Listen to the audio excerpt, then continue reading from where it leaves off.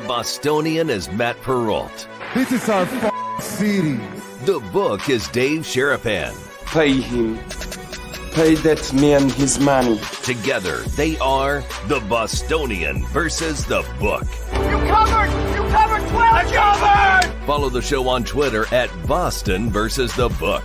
How do you like them apples? Bringing you the best insight on sports betting news, Matt and Dave's daily picks, and an entertaining and unfiltered dive into the sports betting industry. Here's Dave Sharapan and Matt Perrault. And here we go.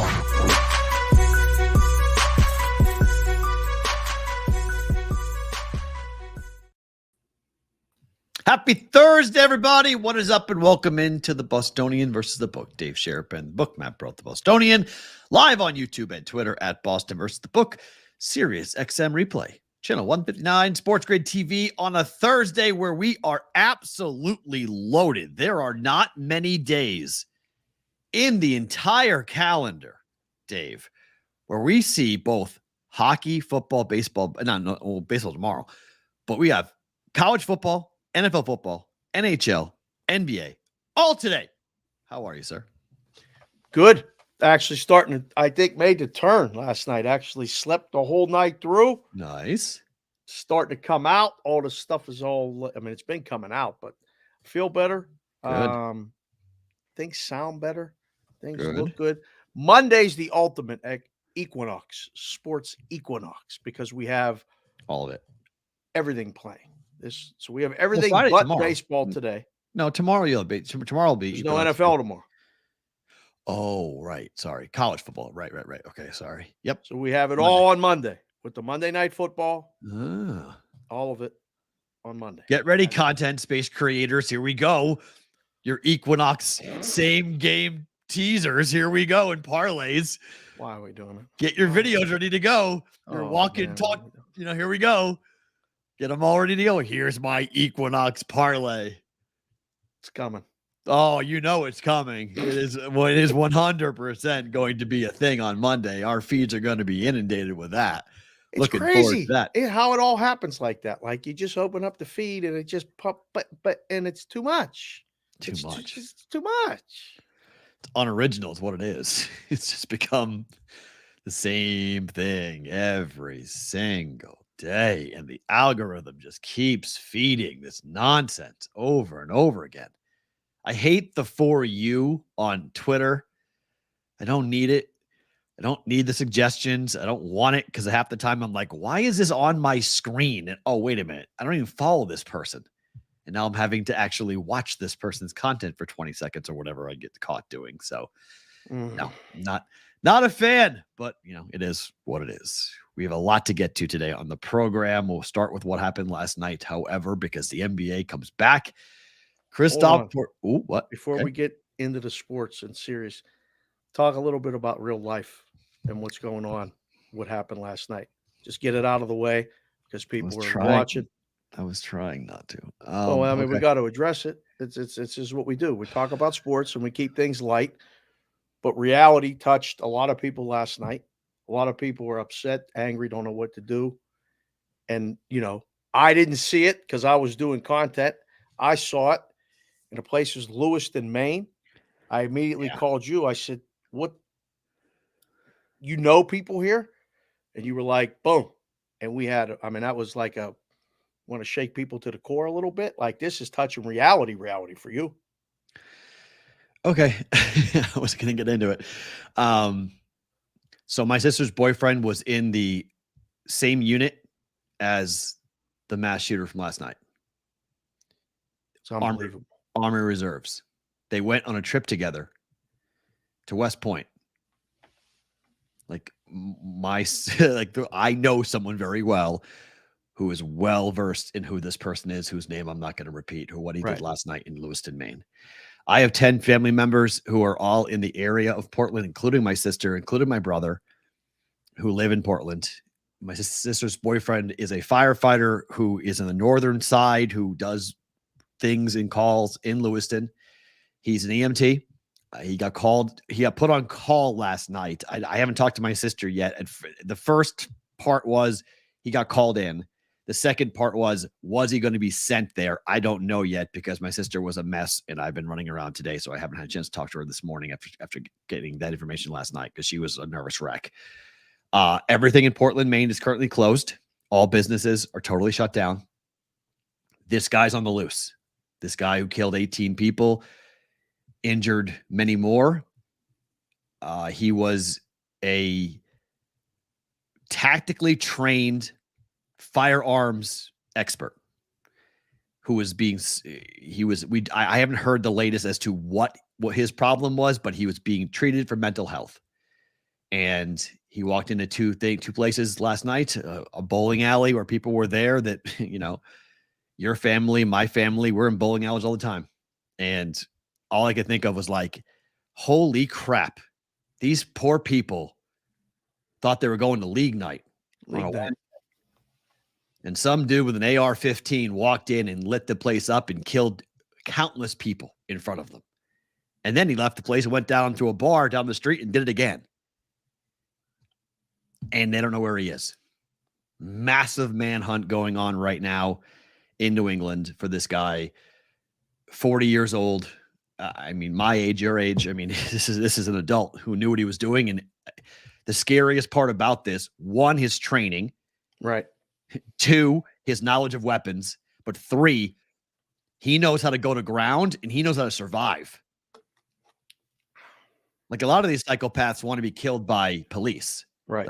It's death by police. It's suicide by cops, what they're trying to do. This guy wants to get away. Or he's got more things to do. He has another place he wants to go and do this. That's the scary part. So, like, that's what's got everybody so flipped out. Lawrence, Massachusetts is the town next to me where, if you get seriously hurt in Andover, you go to Lawrence General Hospital. They were med flighting people to Lawrence General Hospital last night. My mom has worked at that hospital. So, like, when I'm this far away from home, like, it shakes me because I feel for my family. I know what they're going through. They're all really freaked out and everybody really is scared. The entire county that Portland and Lewiston's part of, they did an entire lockdown of the whole county last night. They've never done that before in the history of the county. Kept as many, it's like, lock your doors, they said. Go inside, lock your doors, and don't let anybody in, ever. As to no matter who they are, don't let them in. That's some really scary stuff. I saw it, and I was like, when I saw Lewiston, Maine, I was like, okay, that's not good. Then we spoke, and then after we spoke, I just started thinking, I don't like watching it and not knowing enough about it or the whereabouts of the place, but like it brought me back to the Vegas shooting here. Exactly. Yeah, me too.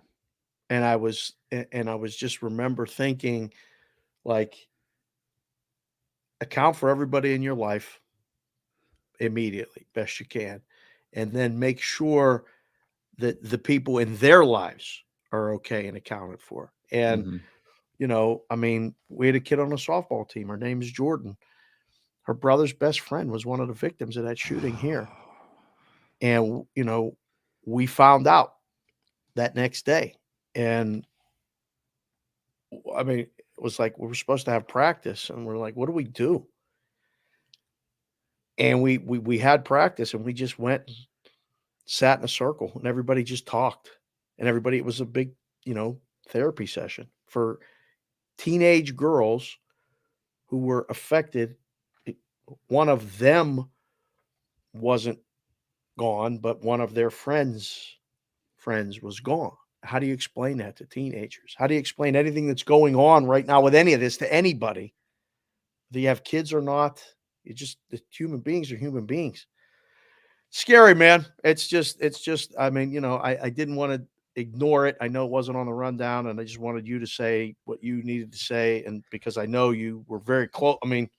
I'm pissed off is what I am. That's what I mean. I'm trying not to say, because there's a lot of things I want to say that's going to piss off a lot of people. And I'm not trying to be that person today that's going to get into a war, because there's no answers about this. There's no solutions to this, except that I'm just sick and tired of this happening consistently over and over again. And all we do in this country is say, oh, well, move on to the next one, on to the next one, on to the next one. kids got killed at an elementary school in Connecticut. On to the next one. 51 people got shot here in Vegas. On to the next one. 18 people went to a bowling alley and a bar last night and didn't come home. On to the next one. This doesn't happen in other countries. This doesn't happen in other places, but here. And so this guy who we've trained in our military, very aggressive in leadership in the Army, guy who'd be completely and totally comfortable in the outdoors. He's an outdoor type of guy, very comfortable in the woods for long periods of time. You know what Maine has? A whole lot of woods. Everyone lives down. If you go north in Maine, I mean, it might as well be on the moon. Like, they may not find this guy for a long time. If he set this up, if he built some type of shelter and he stocked it with food and he figured out, okay, I'm going to go do this and then run and live there until it dies down and then get out of the country or go to Canada or something on those lines. I mean, we don't know what this guy did. All I know is we've got to figure this guy, we'll know more later, okay? But like the fact that he was he was being treated for mental health issues, and yet he was able to get his hands on guns is the really part that's going to make people have to ask him very hard questions about what exactly is going on in this country and how are we failing consistently. We're raising our children in this country. I mean, my daughter comes home last night. Daddy, what's wrong? I'm like, I don't want to tell her. She's prodding me, saying, what's going on? What's going on? I had to explain to her what's going on with her aunt, what's going on with our family. And she doesn't get the whole, big picture of it. But like, I don't want her to be desensitized, but I feel like it's like almost that. Like the kids are like, okay, they grew up with this. Like, this is just part of the life that they live. And that infuriates me. Should not be how our kids do that. As a parent, how much do you tell them? How much do you shield them? And then when you tell them or you choose not to, like we made sure the news wasn't on here last night. We just made sure that like, we're just going to just treat it like a normal thing. When I was talking to you, I was in private, and then, go downstairs and let's watch The Masked Singer like it's another night. And, just try to keep it till everybody goes to bed and try to make sense of it. And then you worry about when they go to school, what do they hear? What do their teachers say? How's this get addressed? It's really hard, man. There's no answers, but there has to be some answer. There has to be something. It's not acceptable. It's just not. And like this one is scary because this isn't somebody who doesn't know what they're doing. This guy knows exactly what he's doing.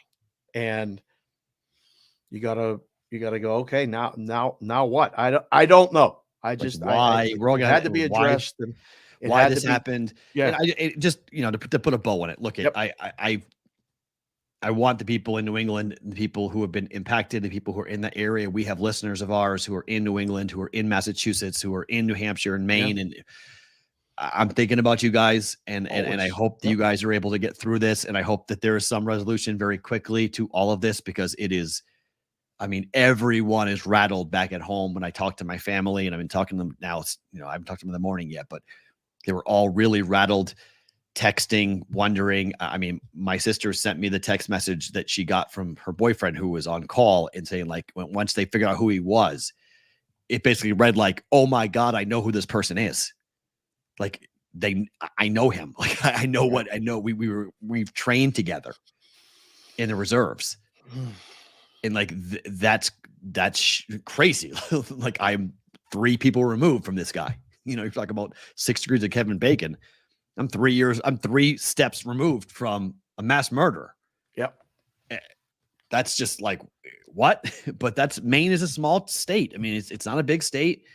And, if you're in the reserves, and not a huge number of people who are in the reserves, chances are if you're in the reserves, he knows a lot of people. A lot of people know who he is. And where is he going? That's the answer everyone needs to answer, wants the answer immediately. Where is he going, and what is he going to do next? Right. Because there was thought he was going to go south. I mean, it's 2 hours south to Boston. If you don't know where Lewiston, Maine is, it's a 2-hour drive direct south on 95 right to Boston, or about 2.5 hours north to Canada.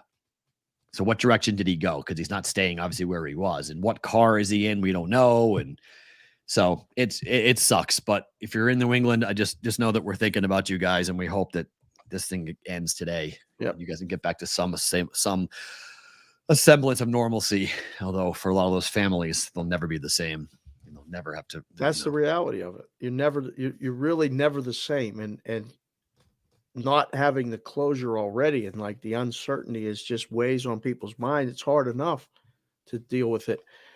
We're lucky enough to do this and we have a forum. I just wanted to address it. We're going to talk about the games, and it certainly, it makes it that's not tough to do the show, but it makes it hard to whether Buffalo covers tonight or not. Right. Doesn't really matter. Right.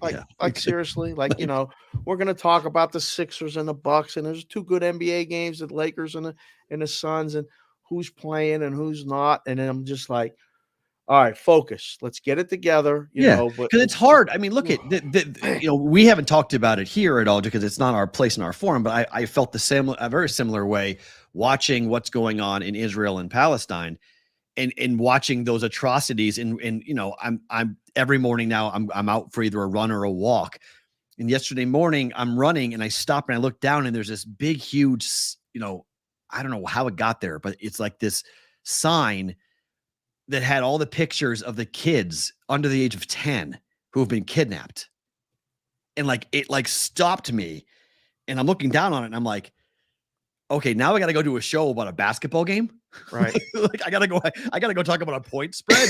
What this is like, there's such horrible things going. There always are horrible things going on in the world, but it just feels like right now it is acutely difficult to really put a ton of stock into whether or not a 3-point shot got hit or not at the buzzer last night for the Knicks to cover. Right. What in the grand scheme of things, what are we talking about? We're so lucky, one, in this country for the freedoms we have and what we get to do, but what we get to do for a living and have these conversations and live in the toy department. And it's, my dad has worked in politics my entire life. People often said to me, why didn't you go into political talk? You have a political mind. You're an arguer. You would have been great at it. I don't want to yell at people. I'd rather yell about a football game. I'd rather argue about a basketball game. I don't want to be in the real world. I don't want to have an argument about these things. Even though I feel passionately about it, I don't want to do it publicly. And I don't want to have that, we're talking about life and death conversations or laws being passed in oppressions and things that have gone on in this country. I have my own beliefs, my own time to do that. I want it for work and publicly. I want to have fun. I want to enjoy myself and argue about a linebacker missing a read. It's more fun. It's easier. And I mean, for me, similar vein, but what even makes it more, I guess, real, because I mean, you can have political talk, but then you got people that are saying one thing just to say it, to get people riled up, to say about something else, and there's no realness or truth to it. The numbers provide the truth to us every day for what we do. The number's 6. Do you want to lay it or do you want to take it? The total is 227.5. You want to lay it or you want to go over, you want to go under, or why? But we always can go to the number. There's nothing like that with this other stuff. And that's what took me. I mean, you talk about my evolution as a content person. That's what led me to that right there. That I love the fact that we get to make an opinion on a Thursday night football game, and by tomorrow morning we know the answer, and then we move on and we're gone. There's an article we're going to do later on in the show about the mind of a gambler, and how short our memories are. I love that. Yep. I love that. The next day is a new day. The next day, nothing's ever happened before. The next day, what happened yesterday? Well, that's gone. See you later. We don't need to worry about that. Let's talk about today now. Let's talk about what's going to happen tonight. Forget about yesterday. That I love. That is how my mind works. And that's how from a content perspective, that's why I love doing sports betting content, because we're not talking about Dr. J versus LeBron James. No, we're not talking about them other shows do that. Right. Is so-and-so the best ever at ... We don't do any of that stuff. I never liked those conversations when I was doing content for sports talk. It was boring. Should he be in the Hall of Fame? I don't really care. What do you think? Okay. I don't That's care. great. Next. Does it affect me? No. Does it affect my family? No. Well, then what the fuck do I care if the guy's in the Hall of Fame or not? Like it's a great argument to have. You can have it at the bar if you want, but I don't really care about. Talk about the baseball game today. What's going on? It's, minus 210. Is that too high? I don't know. You want it? You take it and you're laying it. I don't know. 7.5 the total. High, over, or under? What are you taking?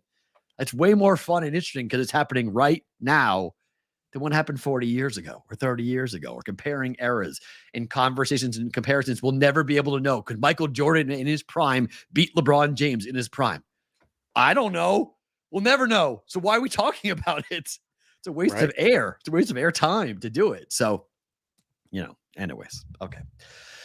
On to last night. Kristaps Porzingis, 30 points in his debut at the Celtics. And all the history of Boston Celtic players making their debut, that was the highest scoring debut in the history of Celtics basketball. He looked good. Team is going to have to work some kinks out. I think everybody's going to have to work some kinks out. Flipping around last night and watching a lot of those games, I don't want to say there was bad basketball being played, but there was some bad basketball being played last night. Again, it's the beginning of the season. Yeah. Tread cautiously as you wager. Use the games in the beginning to learn, form opinions. I mean, with the basketball, you might see something in the first game or the second game that you don't see in the third game. Right. There has to be a little bit of a period of adjustment for the players, for the coaches. Everybody's learning rotations and who can do what. I think it's a lot of guesswork myself. Mm-hmm. Although last night the books were right. 3.5, number fell 4. Pretty good. There was a couple pretty good numbers. Guess. Yeah. It's pretty good. It's a pretty good guess. And that sat like there were more runs in that game. Like every time I was watching it while I was on Sports Grid and like up 8, 12, other side up 6, tied, then up 7, other side up 4. Like it was a back and forth, where it looked early, like the first quarter, the Knicks were a complete disaster. It was like, oh, Celtics are going to run them out of the building. Yep. 12-point lead in the first half, 12-point lead in the second half. Knicks cut it down. Eventually took the lead in the fourth quarter. Took the lead by 2 in the fourth quarter. And Boston was able to basically, thanks to free throws and fouls, get to 4. And then the Knicks had a 3 at the buzzer. If they hit that, the Knicks cover. They missed the shot. Celtics cover by 4. Very lucky. If you're on plus 3.5, it's unfortunate. I was very lucky to cover the 3.5. Wembanyama made his debut, 15 points, just like Timmy Duncan. In 1997, when Tim Duncan debuted, he scored 15 points. Wembanyama is not a human being. We need a different term for what he is. He's not a human being. This is crazy. So here's when I was watching him, I was like, huh. Did you know that Goliath was actually 8 feet tall? No. In David and Goliath, he was 8 feet tall. Do you know the theory as to why Goliath was 8 feet tall? No. There's a disease in which one of your glands gets blocked. It's the gland that regulates your overall body, and it can cause you to grow to an unnormal height. Wow. Okay. So 8 feet tall, when like Andre the Giant type had this issue. Okay. 8 feet. Yeah. But the problem when you grow to that tall, where the gland is in your body, in your brain, it oftentimes you can't see. Like you see double everything. So the reason why David beat Goliath, to finish the story, is because David beat Goliath because Goliath couldn't see David. David took a slingshot and he was about 100 yards away from him. He couldn't see it. And he hit him square in the head with a stone and knocked him out because he couldn't see him. He didn't know where he was. Wembanyama. This is the Bible study portion. I'm just saying, this is pretty good. This is a first, but it's always love the story of David versus Goliath because the actual story of it, the not just the biblical story, but like the way that it's the theory as to how that upset happened. It's an unbelievable. It's an awesome book. I'm reading a book right now about it, but it's really cool about David and Goliath. It's by Malcolm Gladwell. It's phenomenal. But when I do the hard 30, I learned so much, and this is why I love doing the hard 75 stuff, because my brain constantly gets filled with amazing things, and I think about this show all the time. David versus Goliath. I kept going back to this show. It's tremendous. Anyways, Wembanyama is 7'6", who can shoot like a guard, run like a forward, and block shots like a center. I mean, if this kid develops, we could be looking at the best basketball player ever. Correct. Like, this is not even a joke. Like, there's nothing he does bad. Like, injury is the only thing that can rob us. of what might be watching an alien play the sport of basketball. Big Business just came in with a super chat. Guys, if you're here and watching the show, you like the show, hit the like button, hit the subscribe button, do all that stuff. You can drop in a super chat. The button on the right, if you're watching on your phone, it looks like a dollar bill. Pops you in, comment right to the top in a different color. So I just noticed this. Dallas showed how to defend him. Smaller player, and he elbows them every play. Foul trouble will plague Wemby all year round. Got into foul trouble. They had to sit. It's game one block. It's one game. One block. He'll be fine. Wait, he was 2.5. He only had one block. Oh, okay. Yeah. Well, I mean, again, how's a guy 7'6" only have one block? Because it was the first possession. And it was the first possession. Because they're not going to shoot around him. He had a block because they're like, okay, let's test the kid. And he was like, goodbye. So like, okay, you're not doing that again. So anytime you see the dude, you're going to be like, nope. It's so bizarre because like he defends like he's under the basket, right? He's defending the basket. But then somebody goes to shoot a free throw, like what, 15-footer? He goes out and swats it. There's like he's defending from the rim to the 3-point line in the middle. If you try to go take a shot, he can go get it. Wow. There was a picture of him walking in to the arena, and somebody said, caption this photo. And someone said, it looks like when two kids would go ahead and be on top of each other wearing clothing. Like he looks like two human beings stacked up on top of each other, covered in a coat. Like you're not supposed to be this big. 7'6". I mean, Kristaps Porzingis is 7'3", and everyone thought he was a freak. This guy is 3 inches taller than Porzingis at 7'6". Like, I don't know. This is going to be such a fun year to watch because the hype. I mean, Spurs fans they won't care if they go 0-82. They got a chance to watch something every night that's unbelievable. Yeah. It's fun. I want to watch him. I want to go see him in person because I saw him walking here in Vegas, but I haven't seen him play. Right.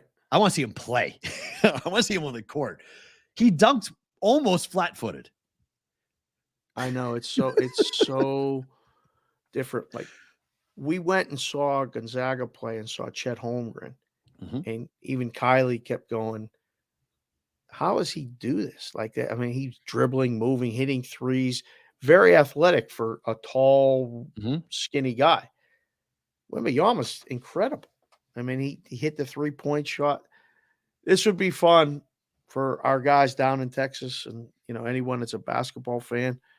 I recommend getting some San Antonio stuff and watching the games. It's going to be fun. This prop's going to be fascinating. Every book on planet Earth did a Wembanyama boost yesterday. They're going to do it every game. They're going to. How he doesn't win Rookie of the Year, I don't know. Chet Holmgren beats him. That's it, I guess. But because Chet's a rookie by rule. Right. So that's how. Is it Holmgren's already going to have a year under his belt in the NBA, but he hasn't played enough games to qualify. So he's the main competition. Did you ever see Shaquille O'Neal play in person? Yep. Multiple times. It's pretty impressive. It was pretty impressive then. Yeah, but Shaq is huge, but Shaq is big. He's thick too to go with the height. Yeah. These dudes are beam poles. Shaq was crazy because he's just I've shaken hands with Shaq. I've been around Shaq a bit, just in different events. Shaq outside of a basketball uniform, like it's almost like what the wow. Like I met him at one of his comedy things the Shaq's comedy Def Jam, whatever they called it. I went and we got to like shake hands quick as we had the VIP thing and whatever. Yeah. And I just remember going, how like what this not we're the same, but we're not. We're both right. We're both male human beings, but we're not. This looks like a different species. I am not the same. Like what in the world am I? I felt that way when I met Magic Johnson when the first NCAA tournament I covered.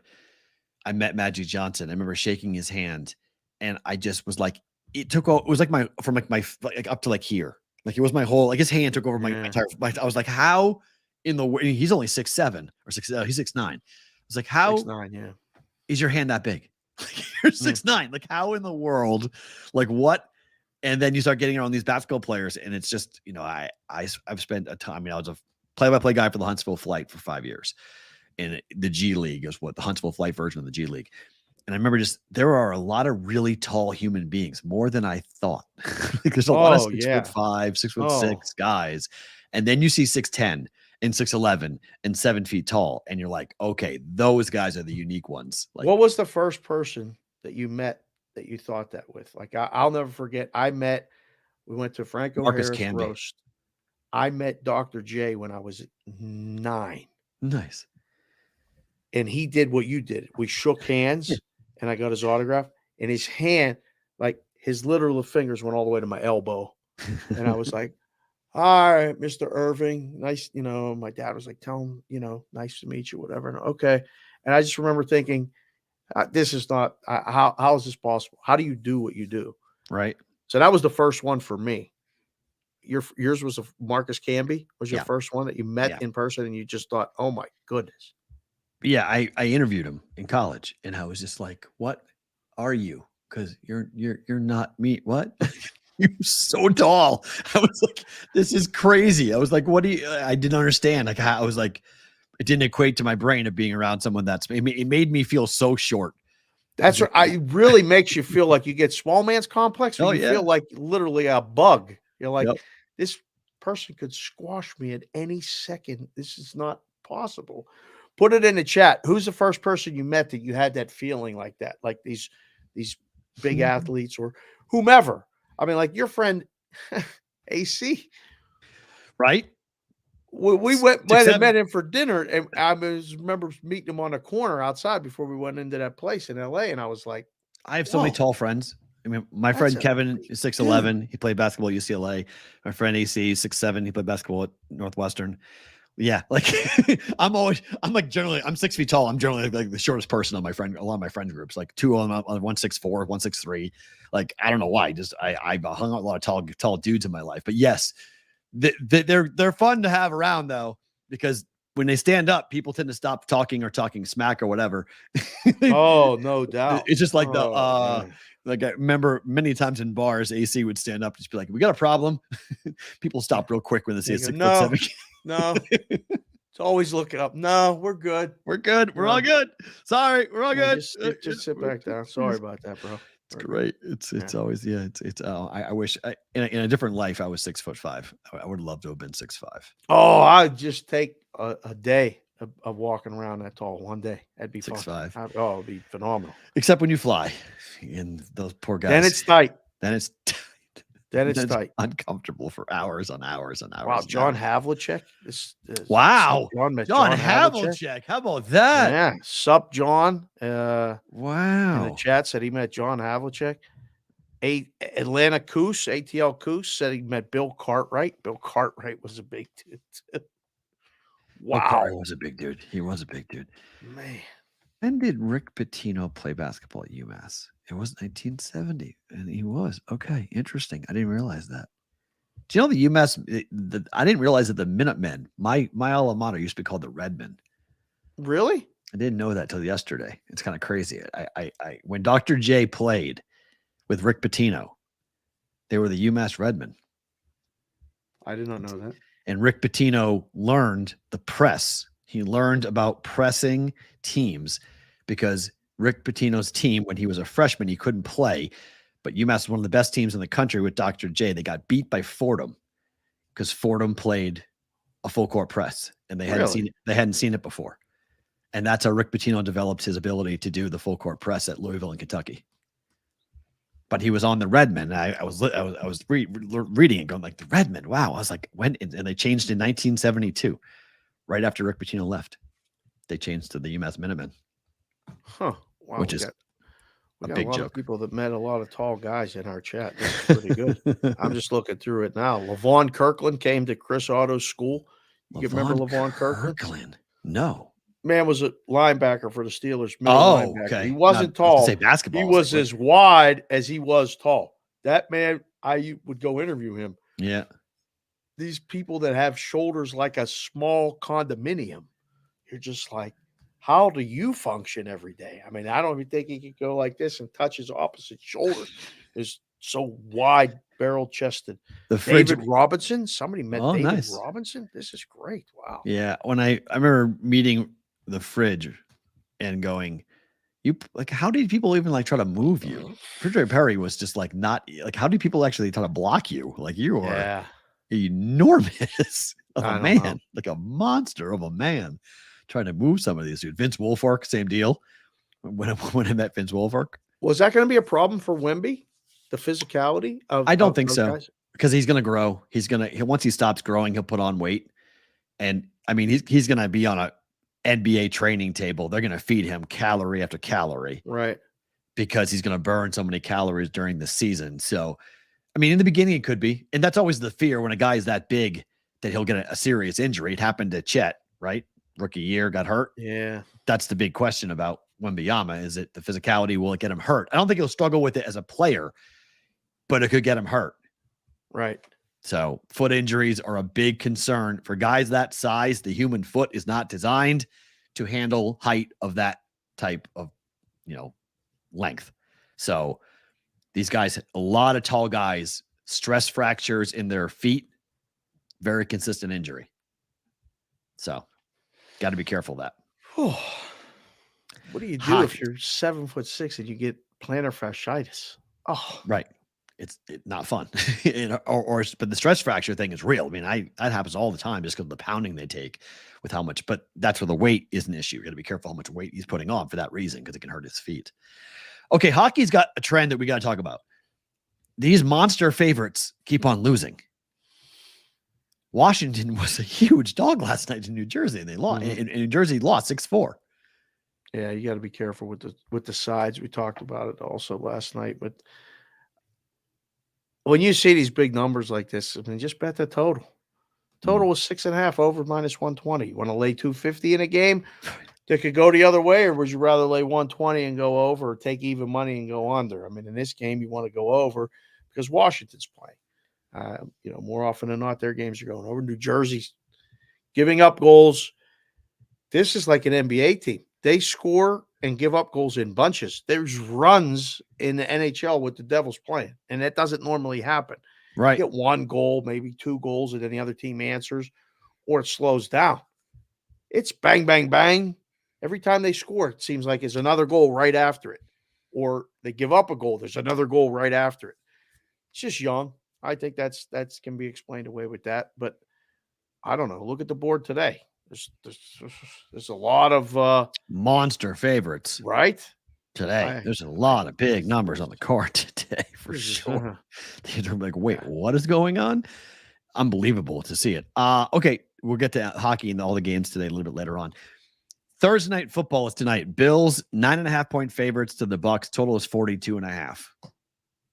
What do you do with this game? Bills off a loss. Bucks have Baker, but Baker's got a bum knee. I don't know what I do.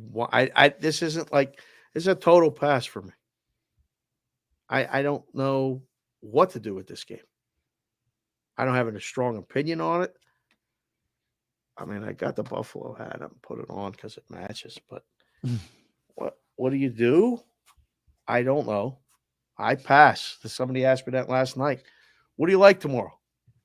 What do you mean? Like the Avalanche? No, not hockey. And I'm like, well, what do you mean? Well, it's such an interesting. People. You lay a 9.5 or take a 9.5 for the chat. I don't have a clue. This is a good time to talk about this because I have come to this, like, I don't know if it's because I've matured as a gambler or what, but there was once a time in my life that I put NFL football games above everything else. There was a time because you only got 16 at the time. Now we have 17, but you only get 17 of them per team. So we only have 18 Thursday night football games. We only have 18 Sunday night football games. We only have 18 Monday night football games. So these standalone games became, islands. I have as much interest in betting this game as I do betting hockey tonight. Like, in fact, I might have more interest in betting hockey tonight. I have more bets going in hockey tonight than I do in the football game. I have one bet in football. I have 3 bets in hockey. Mm. And I have the same interest level or the same excitement about placing the hockey wager as I do placing the football wager. And that used to not be the case. I don't know if that's because of the product of the NFL, or I really like betting hockey and I find it more fun, or I'm having more success. I don't know what it is, but I'm having a hell of a year in college football. I have one bet in college football tonight, and I'm like, I'm probably not going to watch it. I'm just going to bet it and forget it. Like, I'm betting a trend. I'm just going to bet it, and I'm not going to be like glued to my TV set to watch college football. And that's been my best sport so far. I'm up like 25 units this season in college football. So I don't know. It's weird. It's just sort of like I have this opinion of the NFL right now that I'm curious how many other people are finding that same type of like blasé. I can, if I'm betting $100 on a game, I'm betting it on this or I'm betting it on that. And there's no real, like, I have to bet the football game. I've lost that. That's weird to me. It's a weird place to be. Welcome. Been there for a while. Well, yes. So maybe it is the maturity. Maybe once you do bet enough that you just kind of get like, all right, if I'm betting the money here, there's no difference in betting it there. There's no, because I used to say it's true. You always have more entertainment when you have money on a game. It's more entertaining, but even when I have money on the game, it's not doing a whole lot for me this year for the NFL. Product is still the product. I don't know if it is. I think the product is going down. I've been saying this for years. I've been saying it. I mean, you have to enjoy the product to wager on the product. The product, the game is still the cake. The betting is the icing on the cake. You don't bet more just because the game is on. If you have no interest in the game, guess what happens? Now you do. Moment doesn't mean more. Well, the crown is not yours. I disagree. I think it does. I it do doesn't believe. make you bet. No, but I am. If you don't enjoy it, you don't bet. I'm far more likely to bet a game that I don't have a rooting interest for, and then have a rooting interest. If I was going to bet the Atlanta-Charlotte game last night, I don't care about that game. But if I bet it, I would have cared about that game because I was a side total something. Watched it. Yes, I would have followed it and paid attention to it because you wouldn't have watched the game on TV though. You would have paid attention. You would have watched it a little bit, but then I would have jumped in and out of it. You're not invested in it. No. But There's I'm not invested in a lot of like things these though. People keep talking to us about. There's no engagement. No, there's not at least for me. No. I mean, for me, it's I watch probably 6 to 7 games a night on my phone. And that's just because I just jump in. Like if I have a free 15 minutes, I'll just bump in, see it, and I'll go do something else. Like, correct. I just, I don't have the time at the moment to sit and watch an NBA game like that I don't care about for 2.5 hours. I have too many things going on for me to be able to do that. But I understand if I'm the NFL, I would be concerned about the sentiment that's out there right now from people who love the sport, who have supported it for years, people my age and older or younger even, that we're not giving you the same amount of attention that we used to. Like we're not, the bromance is not ending. It's just changing. We're seeing other things pull us away because we're finding more enjoyment from that than from the NFL. And the Monday night, Thursday night, Sunday night situation, not that they're overexposed, because I think we would watch it if the games were good. But so often than not, these games have not been good. Have not lived up to, like AOWN just came in a chat and said that the primetime games haven't been very good this year. Haven't been good for a bit. They weren't good last year either. Thursday night, they got to make I know Amazon's paying a ton of money. Okay, I get it. But they got to have a conversation about, I don't know if Thursday nights, go to 2 games on Monday night, give Amazon the second one. Yeah. Like, these guys need 6 days to rest. This Thursday night quick turnaround thing, in theory, I think it was great, but in practicality, in execution, it's hurting the league. It's not fun. The guys are sore. They can't rehab. They can't get healthy. I think if you ask the players with condition of anonymity to a man, they'll say, get rid of the Thursday games. Messes up our routine. I don't care. I get the extra 3 days off after for the next week, all that stuff. The routine is this. We play Sundays and Mondays. That's it. I think you could own Mondays. You already do. You already did for years. Yes. Put the second game Monday. You get it all. Every day, every week on Sunday, 2 games Monday. And you could essentially own Monday night 6 to 10 in both time zones in both coasts. Right. If you did that. Yeah. You could have, a 6 to 7 pregame show, 7 to 10 game on both East Coast time and West Coast time. So it's not, and on the West Coast, you'd be dominating it literally from, 3 o'clock until 11. You're going to dominate the whole entire night on the West Coast. So I don't know. I think there needs to be, I don't know what the contract state. I don't know what Amazon feels like. I don't know if there's a way of doing it, but it just feels like we need to do something to improve the product. And the Thursday night game, at least in my opinion, seems to be the main culprit for why these games are boring.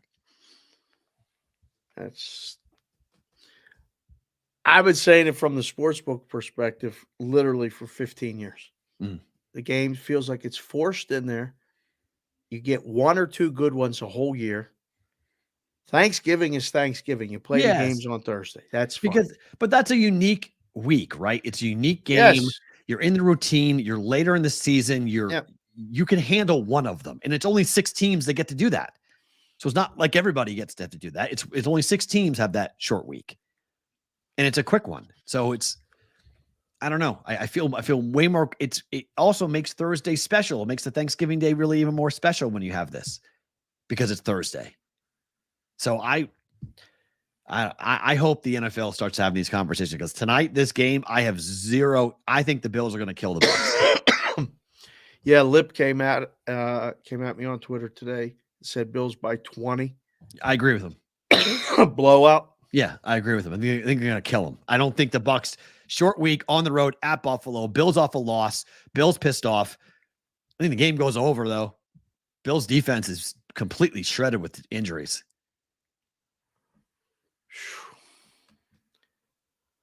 I don't know what Buffalo is. To be perfectly honest, I don't know. They're going to score. They're going to, Diggs and Davis, they're going to score on this Bucs defense. They're going to score quite a bit, but the Bucs are going to score on the Bills. Are they? They couldn't score in Atlanta at home. Not a lot. Enough for it to go over, though. A 20-point win is saying what? 30 to 10? 34-14. That's over. Can we get that? Yeah, it's easy. That flies over. Yes, that's very possible. Yeah. 34-14. Bucs average 12 points per game on the road in the first half, just so you know. So if they score 20 points in the game's going over. Yeah, I don't know. Again, I'll be on Sports Grid tonight, and the whole first hour is dedicated to the game. And I sit there and stare at the camera, and I'm looking at the hockey. I'm always bringing in the scores, and I just like trying to find props for tonight. No, I don't know why I'm not I'm not afraid to admit this. Like prop betting in me, I don't enjoy it. I do it for the juice because they want me to for basketball, footballs, and in football too, for NBA and NFL. But like, I don't do it in baseball because I don't have to. If they required me to do it for baseball, maybe I would, but I don't. I don't find it. I like betting sides and totals. I like betting the games. I don't like betting players to do. I don't know. It's just people say that like, oh, you know more about the game when you're really into DFS or you're really into prop betting. I don't really think that's true. The books are all open for all those people to place wagers and set up accounts. I just think they're more than welcome to come place any type of bets, wagers. I've been saying this for years. They've been feeding this Euro model with all this other stuff. Props of the future. No, they're not. People lose interest in it. Now, certain people love it, and it's their way in, and you can bet. Because it's like a way of explaining it to someone who doesn't get the full game. I feel it's a way of explaining it's a micro market based upon you can limit down to one player in one situation, and there's a stack of computer models that will kick out what this guy's supposed to do. Yeah, but game flow, injuries, none of that matters. Weather, it all that doesn't matter. It just all comes. It's just all like It's amazing how like you've come full circle. I've been literally saying this, and I was told, "Oh, Yeah. Dave, you don't know what you're talking about." You're I know. right. I fought you for years on this, saying Yeah. that prop betting is going to be a monster. Look up for everyone wants to bet props, Right. and the more that I do it, the more that I'm like, right. I'd rather like the volatility of it is so like I lost a prop last night. I bet over 2.5 assists for Derek White. He had 2. Like it's just it gets frustrating. It's like it's just dumb. You know, he had the ball in his hand a ton. He just shot the ball, and then when he did pass the ball, the guy missed the shot. So it's like, not only do I have to get the assist right, giving the ball up, now I got to get the other guy's got to hit the shot for it to go in, and just it's aggravation is what it is for me with a lot of this stuff. That's why I bet you're over the aggravation of the sides and totals though too. Like I mean, you become but that's more expected though. It's an expected the aggravation. Well, I would argue that it's expected more in the fantasy in the props. Yes, like the volatility is insanity. Yes, that roller coaster ride is just no thanks. Yeah, but there's guys that are. I mean, you know, there's guys that are. I hate to even use the word. I'll call them specialists. I was going to use it assassin, but I don't want to say that today. Right. That this is all they do, and they would come in the book and bet you on these things for the limit, and they were really good at it. We didn't stop taking their bets. We took their bets. We just tried to move numbers and get on their side. I think he's like one of the other, like that person, that specialist, right? Yeah. Do they bet sides and totals too? Never. Right. So like you have to be one or the other. Like you're not if you're in the content space, you can be whatever you want. Today you can be this, tomorrow you can be that. You can name yourself whatever you want. Doesn't matter. Yes. But if you're going to be truly successful at this, I think yes. So like I'd rather do if your thing is props, you're betting props. That's great. You're betting sides and totals. You're betting sides and totals. Trying to do both. I mean, just speaking from my own experience, it's hard. It's really a lot of work. It's a lot of research because it's hard enough to find sides and totals and angles to bet in the game. Right. First periods, first halves, third quarters, all those things. That's hard enough. Now you're adding in basketball, 10 different players on the court at all times, what their likelihood is from a rotation standpoint. In football, it's 11 players on each side. Do they get hurt? Do they get the right amount of targets? How's the game being called? What's the wind going to do? Like it just creates a lot of havoc in my mind. So I don't know. That's another reason why I'm not jumping up and down about this game here, because everyone's like, oh, just bet the props in this game. No, I don't want to bet the props in this game. I don't want to go through it. How do you bet a prop? Like what props? I like to bet the negative props, but that's like betting the unders in sides and totals and whatever, because like things to not happen, I think is easier to figure out than things to happen. Bet a guy's under yards or under receptions. I was having a talk with our friend Alan over in England this morning about this exact topic. And the way we're talking about, he was trying to figure out why the American gambler doesn't bet unders. And I said, well, in my opinion, the reason why people don't bet unders is because when you bet an under, you're winning until you lose. When you bet an over, sorry, flip that around.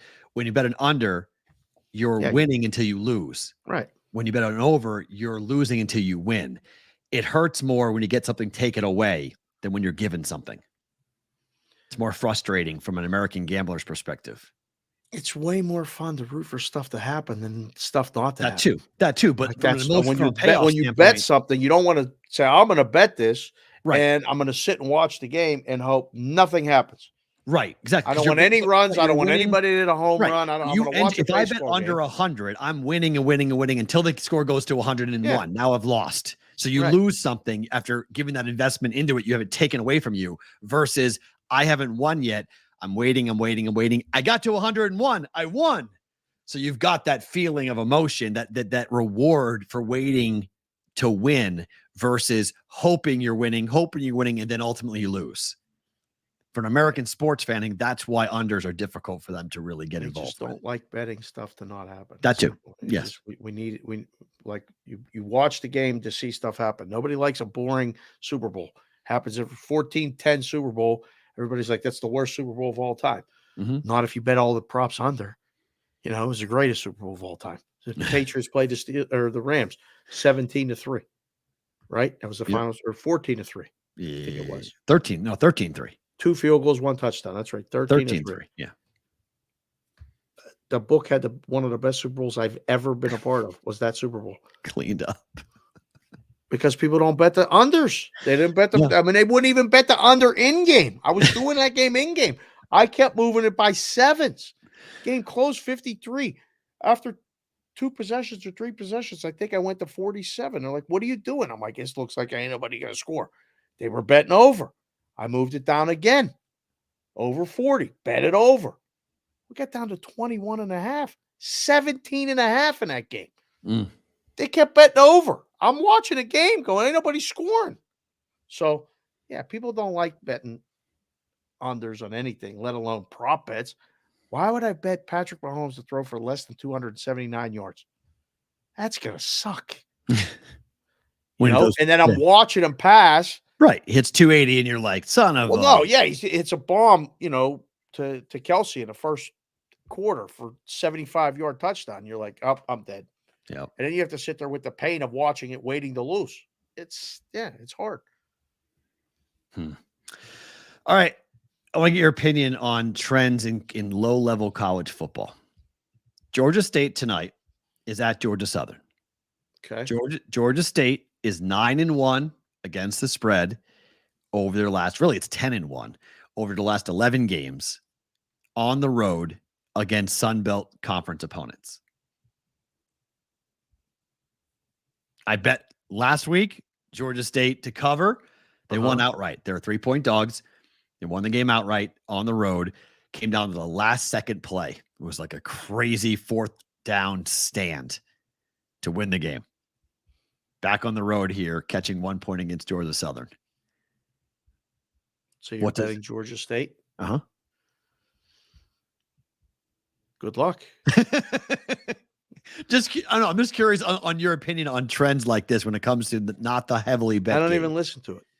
Okay. It's sometimes you just ride those out. I mean, I wouldn't bet against it. I'd only bet with it. Yeah. Okay. That's what I figured. Me too. Right? Like, yeah. I mean, every time you bet against it and lose, you feel like you're running your head into a brick wall. Right. And then you lose it once. Do this again. Right. I got to do this again. I'm going to do it next week. I'm 2-0 this year betting on Georgia State on the road in Sunbelt games, ATS.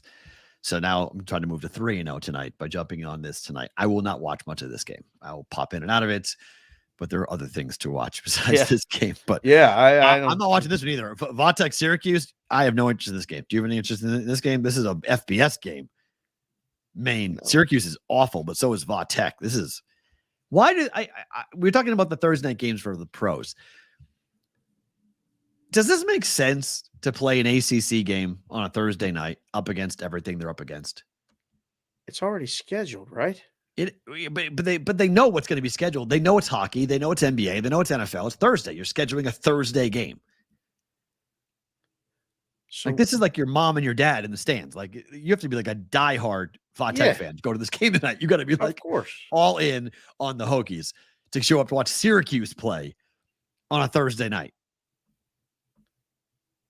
I mean, it'll probably get people, right?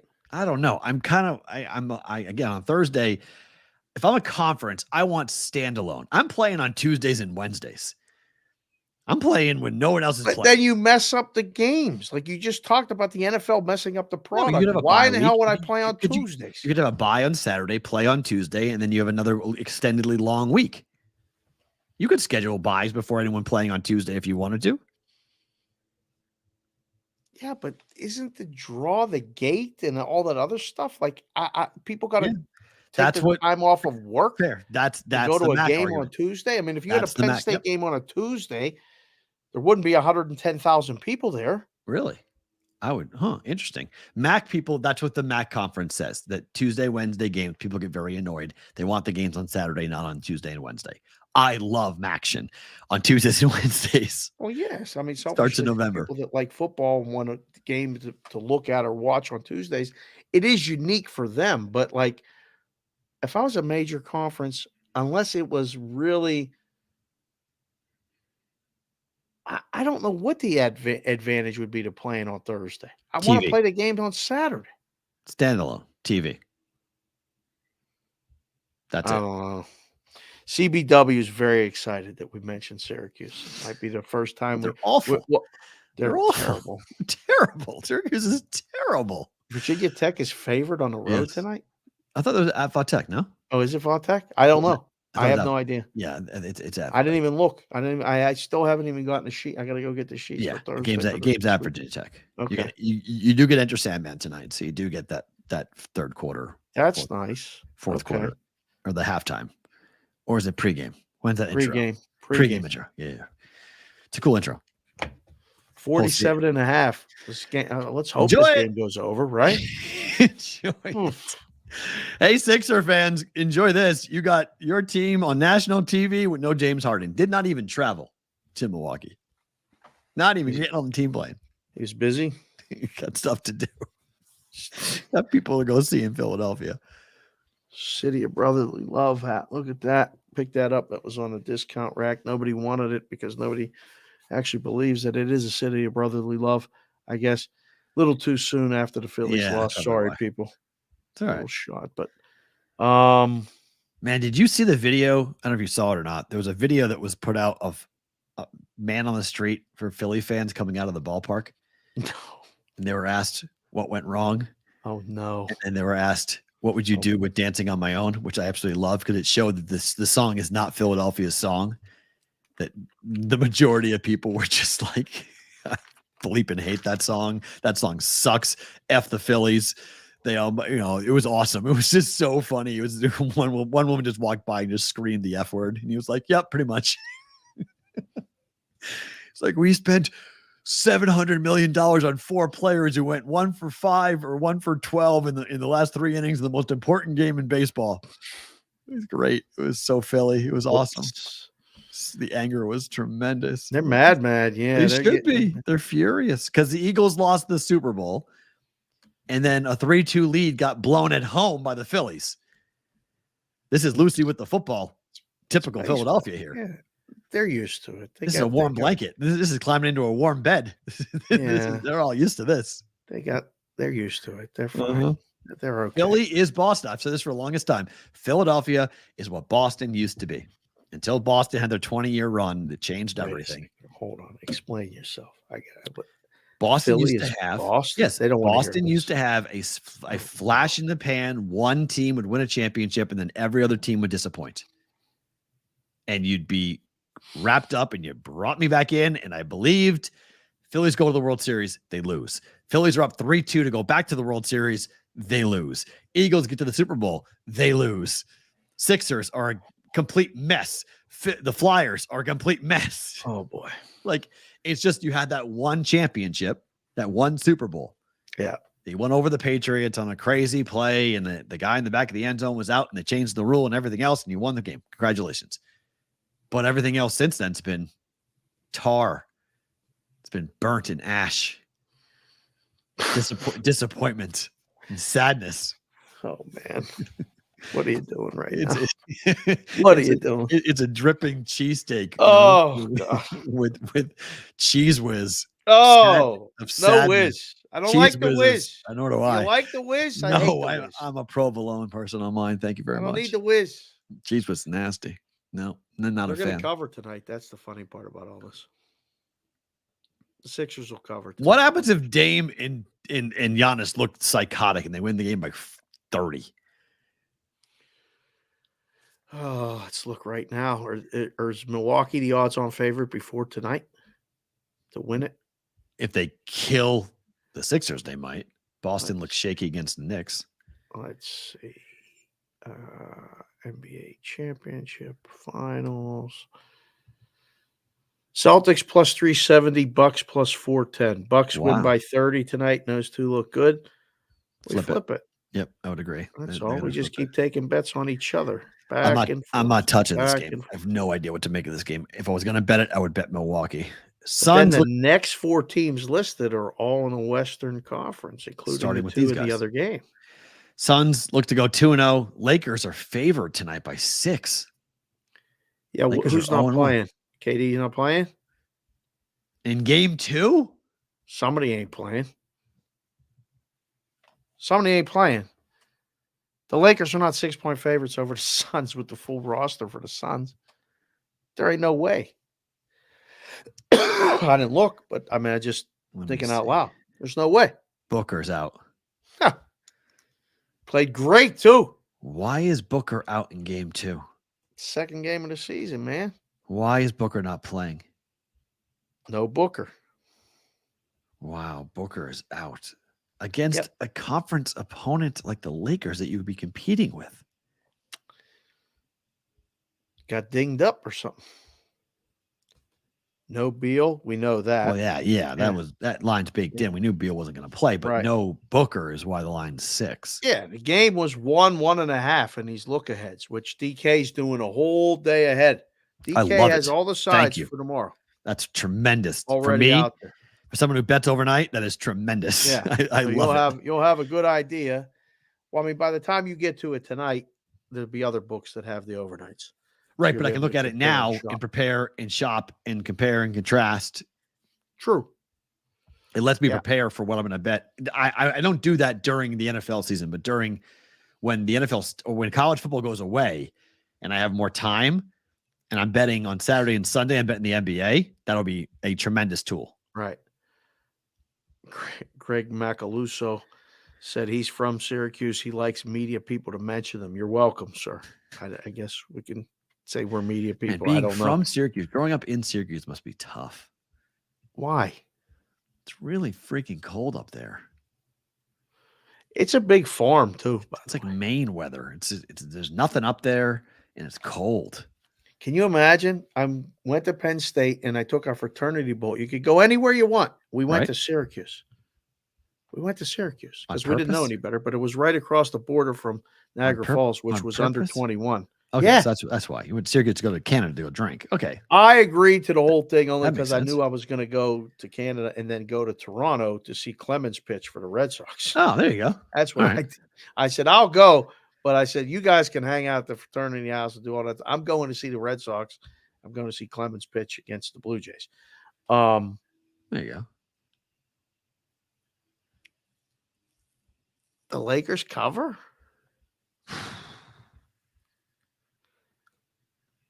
They look, probably home opener. The way it goes, right? They looked as bad could look at times. Yeah. Against Denver. They're not beating Denver in a series. No, They're not. No. They're not. So they come home. The look ahead number's 1.5, which is legit if everybody's playing. Right. You know, you could argue that Phoenix could be 1 on top, be the road favorite, whatever. No Booker. The line shoots up to 6. 6? What? What are we saying right now? It seems heavy, right? It does. That's why you got to look and go, okay. Yeah, by the way, it's a good point. You're getting your geography missed. Buffalo is what you're thinking about. Syracuse, New York is still a pretty good hike from Toronto. I made that drive. I did it. Syracuse, living in Syracuse is like living in shitty London. Nick Tom just came in and said that. Sorry, CBW. Yeah, it's not that bad of a drive. Yeah, that's not bad. No, what are you talking about, guys? I mean, I know it's Buffalo, but it's not that bad of a drive to get there. That's not that bad. That's it's farther than I thought. It's a 5-hour drive. Syracuse to Toronto. Interesting. Yeah, It Buffalo. is? Yeah. We made a 5-hour drive. You're a kid, you don't care. I Just need go. to see Clemens pitch in person. I had to go. Yeah, it's not bad. I mean, I did it when I went because I was staying in Olean, New York. I was staying where St. Bonaventure is in Olean, which is right by Niagara Falls and that whole part of the country. And that was a pretty quick little hike. And that I remember going up there going like, how do you recruit to Olean, New York? How can you tell anyone to come here? Nobody should go to school in St. Bonaventure is, but yeah, it was tough place to recruit to in Olean, New York.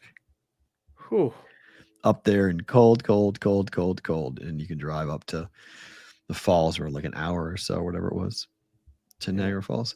Okay, to hockey we go. Seattle last year was unbelievable on the road. Awesome team. They look lost Yeah. on the road right now.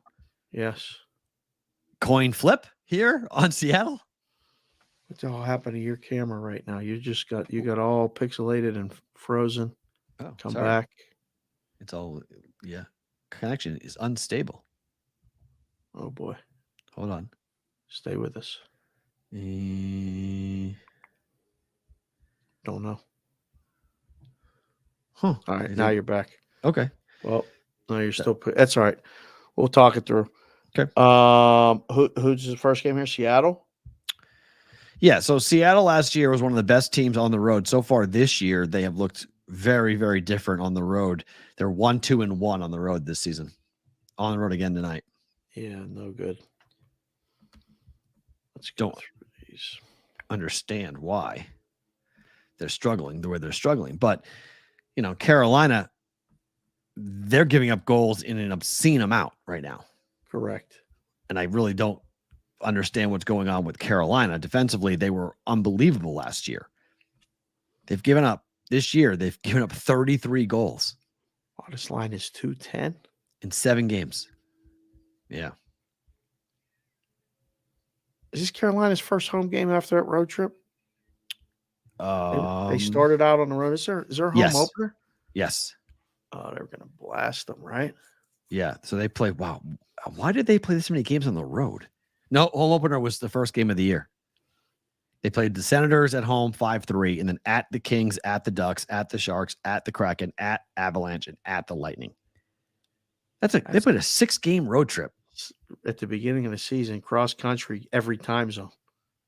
That's brutal. Yeah, they may settle down. There you go. Is that what happened? What? No. My route, I thought that was pulling on because it said that my connection is unstable, which is interesting. I've never seen that before. It's the first time it's ever popped up. Yeah. I've never seen that pop in before like that. I don't know what happens if I refresh because I'm the one driving it. I don't know if I refresh it. The whole thing might get messed up, so I don't want to do that. Just want to wait for it to kind of reset. Hopefully it comes back the way it should. Boston's 5-0.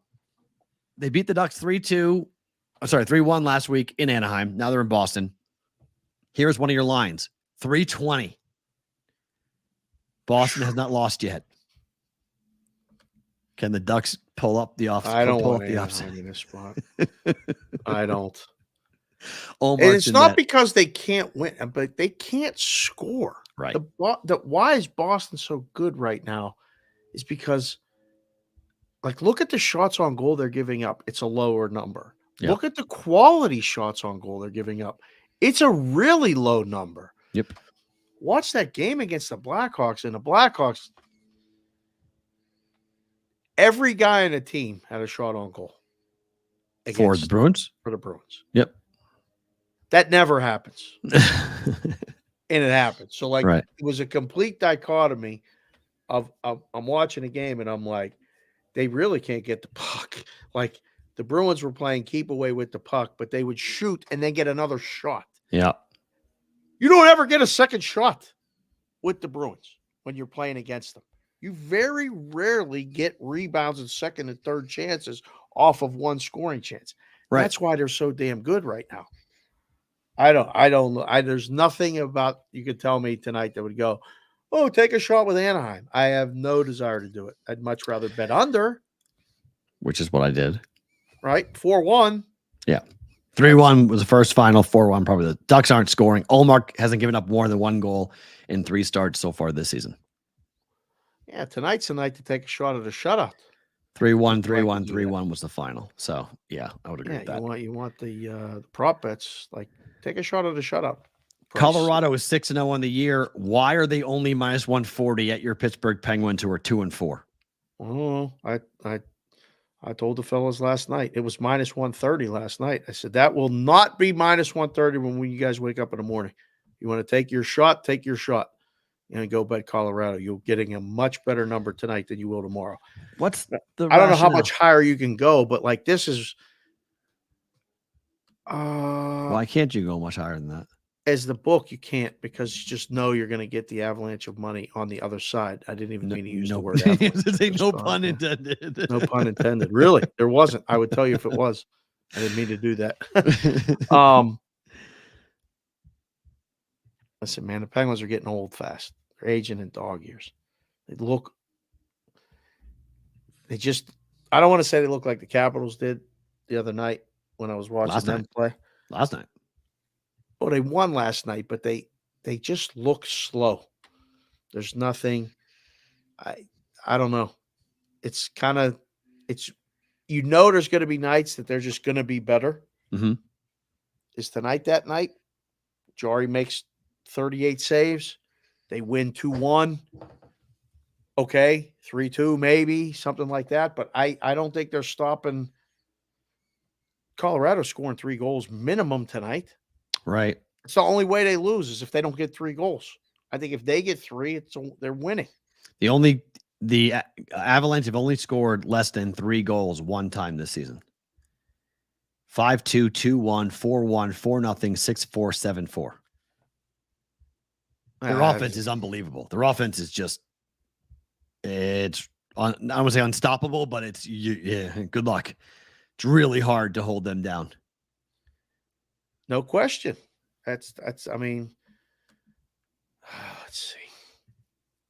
Oh, see, it's creeping up now. There's a couple places already at 145. Okay. Over 6.5. It's because of Colorado's offense. 7, 3, 5, 4, 10, 11 goals scored in games involving the Avalanche. Boy, they may light the Penguins up tonight. They could, but Jari's good at home, though. I mean, that's the thing. Jari's been good this year to start and good at home. So it's tough to say that. I mean, I agree. But, I mean, like, they beat the Avalanche. Sorry, they beat the Blackhawks 4-0. And the ice was tilted literally all in. They spent the entire time in the Blackhawk zone. Like, Mrazek was unbelievable to only lose 4-0. It could have been 10-0. Right. But now Jari can do the same thing where you're like, oh, game's going to fly over. Well, if the Penguins don't score, no, it's not going to fly over. Right. So 4-0 is under. That's the problem with it. Like, you're better off betting the puck line, but then the puck line, they lose, 3-2. Game goes under, you lose the puck line. Oh, this is a classic. If you don't like laying 135 or 140 or whatever on the Avalanche, just bet them to win in regulation. It's even money, I think. Oh, yeah. That's a good bet. In fact, I'll probably make that bet. Avalanche, even money on a regulation win. Yeah, I like that. I like that a lot. It's Georgiev in net tonight for the Avalanche. So, speaking of 6-0s, the Wild 6-0 to gifts, goals in the first 10 minutes this year. This price is kind of stunning. It's playable at -148 for a team that's been this consistent having a goal score in the first 10 minutes. I don't know. Is FanDuel still at 5.5? I gotta see. It was 5.5 this morning. I was like, wait, what? From a total perspective, 6 everywhere, including FanDuel. Hold on. They don't do 6s. Yeah, let me look. They're 6.5. Oof. They've gone the other way. Okay. Juice to the under. Any 5.5s? There's not a single. I like their number. There's not a single 5.5 on the board tonight. No. Wow, they got hammered. That number was wrong. 5.5 this morning and 6 was wrong. Rightfully so.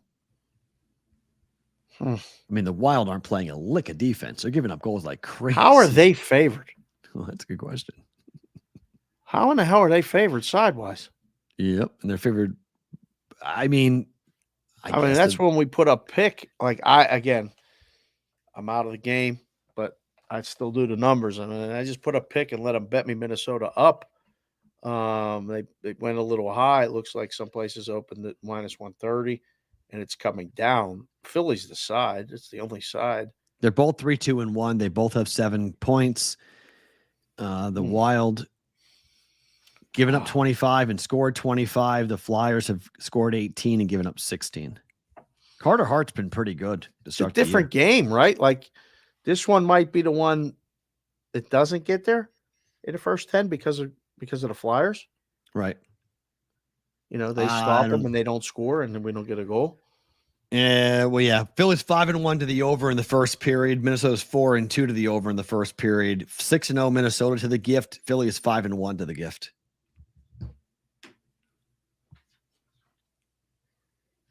Flyers and over.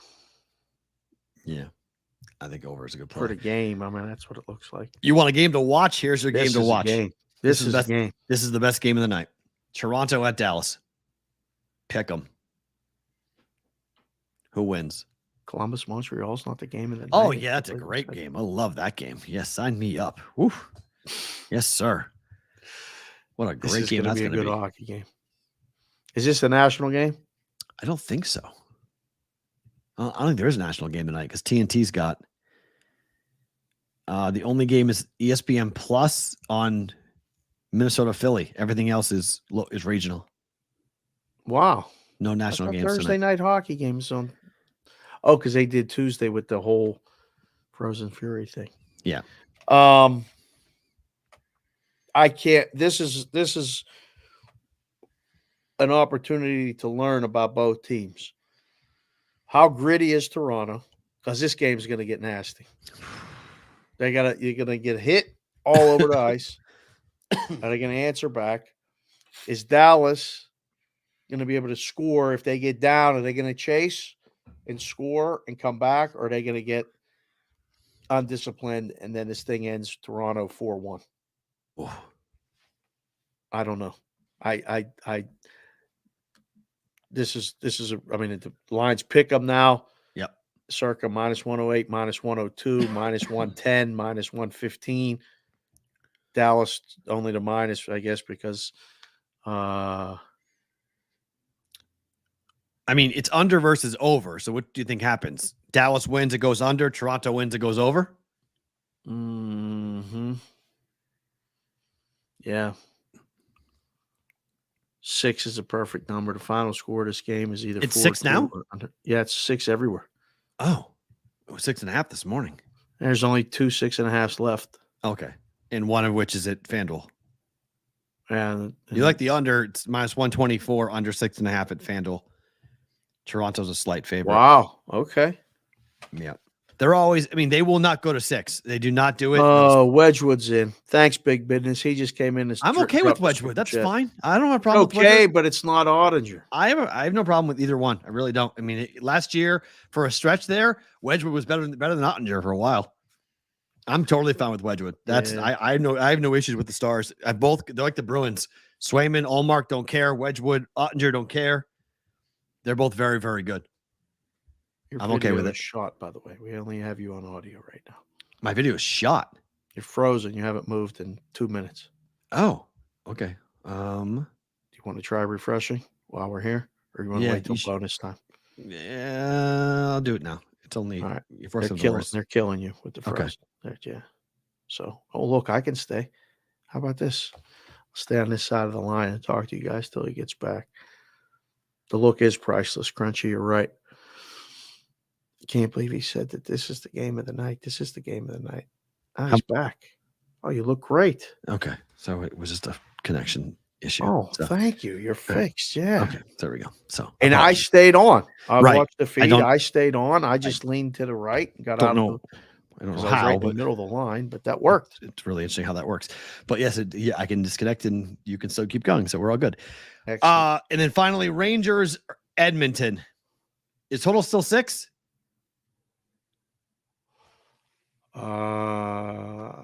Total is still 6. It's 6.5. It's 6.5 at FanDuel because they don't go to 6. But let's see, -134 in the under. Can you explain under in this game? Oh, God, no. Crap. God, no. Oh, no. Hell no. No. But I bet the first period. Edmonton's 5-1 to first period overs. New York's 4-2. Yosturkin's 2-1. First period overs. Sometimes you got to pick on bad teams when you're betting. I think the Oilers are a bad team right now. I just need one goal for them, one goal for the Rangers. We're good. 1-1 after 1. We're all good. 2-0 Rangers after 1. We're good. Right. So I don't know who wins the game. Why do you think FanDuel is going to be like, do you think they're getting hit hard by being off market with their totals? Not yet. It's early in the season. Last year, it happened last year too, though. Like they are always off market, either 5.5 or over, or either too high or too low. One of the two. Yeah, I love it. Explain that. Why? How can every book have 6.5? What's their philosophy? This is not like a one-time thing though. This feels like a thought out process, a strategic move that they are making to have their numbers be like this. Well, I'd have to ask somebody specifically. Because it's always where the number is going to go. They're always going ahead. Most of the time. Not all the time, but most of the time. A lot of times they're trying to lead. If it's 6, it's going to be 6.5. If it's 5.5, it's going to be 6. If it's 6 and going down, they're going to go ahead and they're going to be at 5.5. Like they almost like they know what direction that the number is going to go, either by the offshore numbers or whatever that they're seeing. And they're like, okay, everyone else is at 6, go to 5.5. Or everyone else is at 6, and I go at 6.5, go to 6.5 first. Yeah. And they just won't go to 6. They don't give you the push potential. They rather lose than push. Why don't other books follow that? Well, some books are just risk averse that don't want to do it. You have a decision on every game. Right. So you'd rather have, there's other books that would just put the number what the number is. They have no problem putting a number at 6.5 and under minus 150. Right. Like, they'd rather get more juice and leave it at that. And maybe they have a little more gamble in them. Maybe they have a really someone they really trust doing the hockey numbers and saying, go ahead, just do it. As long as we're not getting killed and we're winning, we'll keep doing it. There could be some market manipulation as well. Oh. They may be doing that. Oh. Trying to get other books to move closer to their number. Oh. Because, there might be a reason to do that. Could be a number of things. I just love it because I've said this since the time I was in Curacao. Because when I was in Curacao, there was way more numbers. Okay. It was okay to be minus 138 when the market was 132 or 127 or whatever, like on Moneyline Sports. It was okay if we sat in an office and thought 8 was the number on a football game and everyone else was at 7. We sat at 8 and we took bets until we wanted enough money and then moved it. Now, because of the syndicates, the bots, and everything else, the homogenization of the line, I don't think is good for the business. So be different. It's just like big retailers and small retailers. When you're selling the same product, the big retailers all have the advantage. Their margins, because of volume, they can do whatever, they can make the price whatever they want. Fair. Our family business, we were selling VCRs and Walkmans and all this stuff. And we were one of the few places like downtown Pittsburgh that would have it and do it. We knew what our margins were. Well, Circuit City and all these other big places came in. They were selling it for our cost. My dad looked at me and said, it's over. What's over? We've got to go out of business. We cannot compete with this. Why? How can we sell this product, the same product? Dad, they're going to come in. They're getting a personal service. They're just. I was trying to make a case for it. And he'd be like, it's only going to work for so long. We have to figure out different ways to make money. And eventually he was right. And I knew it too. It's the same thing with this. So being different, let's go. As long as you're taking bets. Right. Right. I think it's good for the business. I would love for, the game tonight. Somebody should have Buffalo minus 8, minus 8.5, minus 9, minus 9.5, minus 10. That would be awesome. Yeah. Because as a bettor, if you wanted to take 10, you could do it. If you wanted to lay 8, you could do it. Right. If you wanted to do both, you could do it. Arbing. Yeah, and you can't. So, All right. So this is the story of the day in the content space. Holy crap. For the first time, an NHL player, although he is a restricted free agent, not on a roster at the moment, Shane Pinto has been suspended 41 games by the NHL for activities related to sports wagering.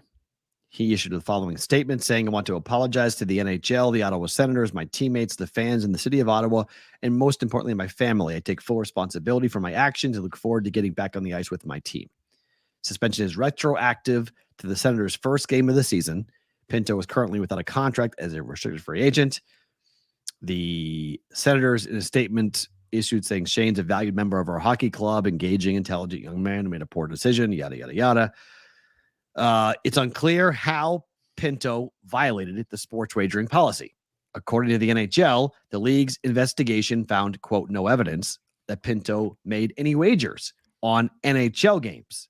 According to the Ottawa Sun, Pinto had an online gambling account in the U.S. that was flagged by the NHL Integrity Protection Partner, which alerted the league. The Sun writes that it was, quote, because of unusual activity. The hell does that mean? What the hell does that mean? I asked you, you didn't know. I asked I sent a couple texts to other people. Like, what does unusual activity mean? But go ahead. This marks the first gambling-related suspension in the NHL since the legalization of sports wagering via the U.S. Supreme Court in 2018. The investigation into Pinto was ongoing for a few weeks. It was completed on Wednesday. The NHLPA was aware of the investigation, as it would be throughout any legal matter involving players. The NHL and the NHLPA collective bargained an agreement that states gambling on any NHL game is prohibited.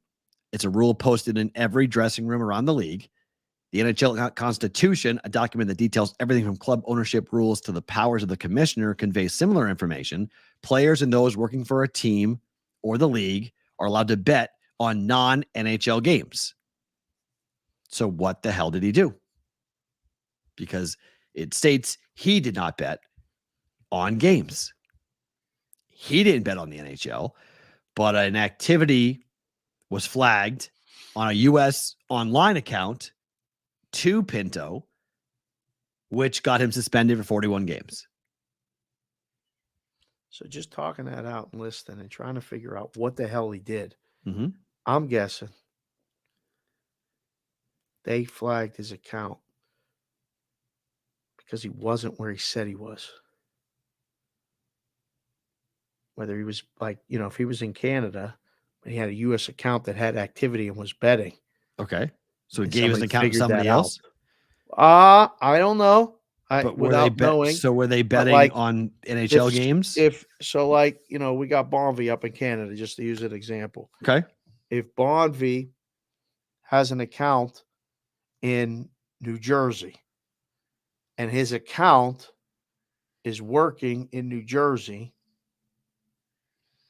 but we know Bonvie is in working. He's back to work. Congratulations, by the way, Bonvie.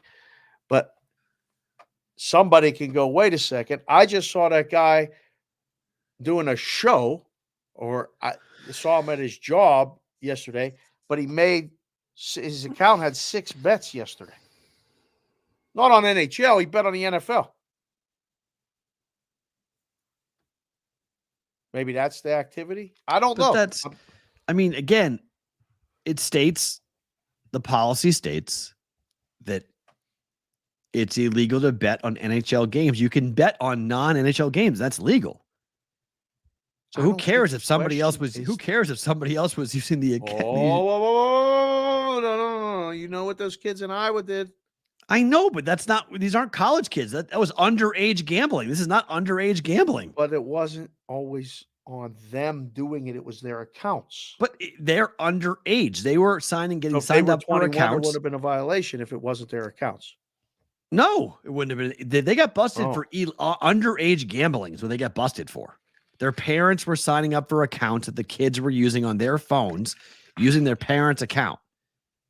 Underage gambling. That's what got the Iowa kids in trouble. This is not someone under the age of 21. This is someone who's in Canada betting in the U.S. Maybe. Not somebody else is betting. No, somebody else is betting in the U.S. His account. He's in Canada. The account's in the U.S. The account's being used by somebody in the United States with him in Canada. That gets you 41 games? For half a season? I mean, the minimum salary for an NHL player is $750,000. Did you look that up? Yes. That's what it is now? Yes. $750,000? Yeah. So this basically chopped him. I mean, he's making a league minimum. He just lost $350,000. I hope whatever he was betting was worth it.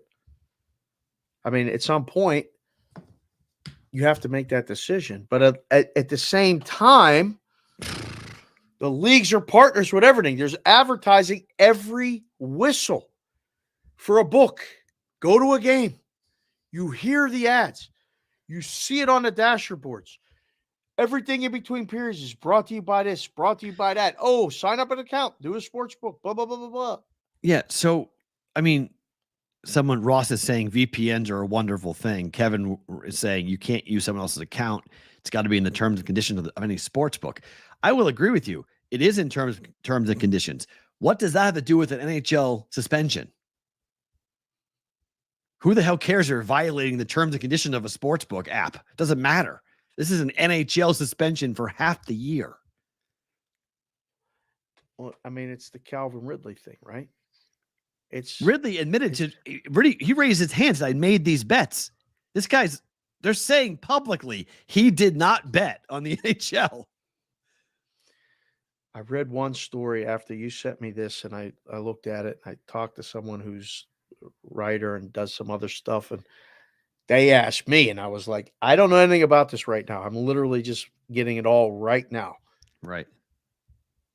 Apparently went to see a skating coach in New York and then had to come back.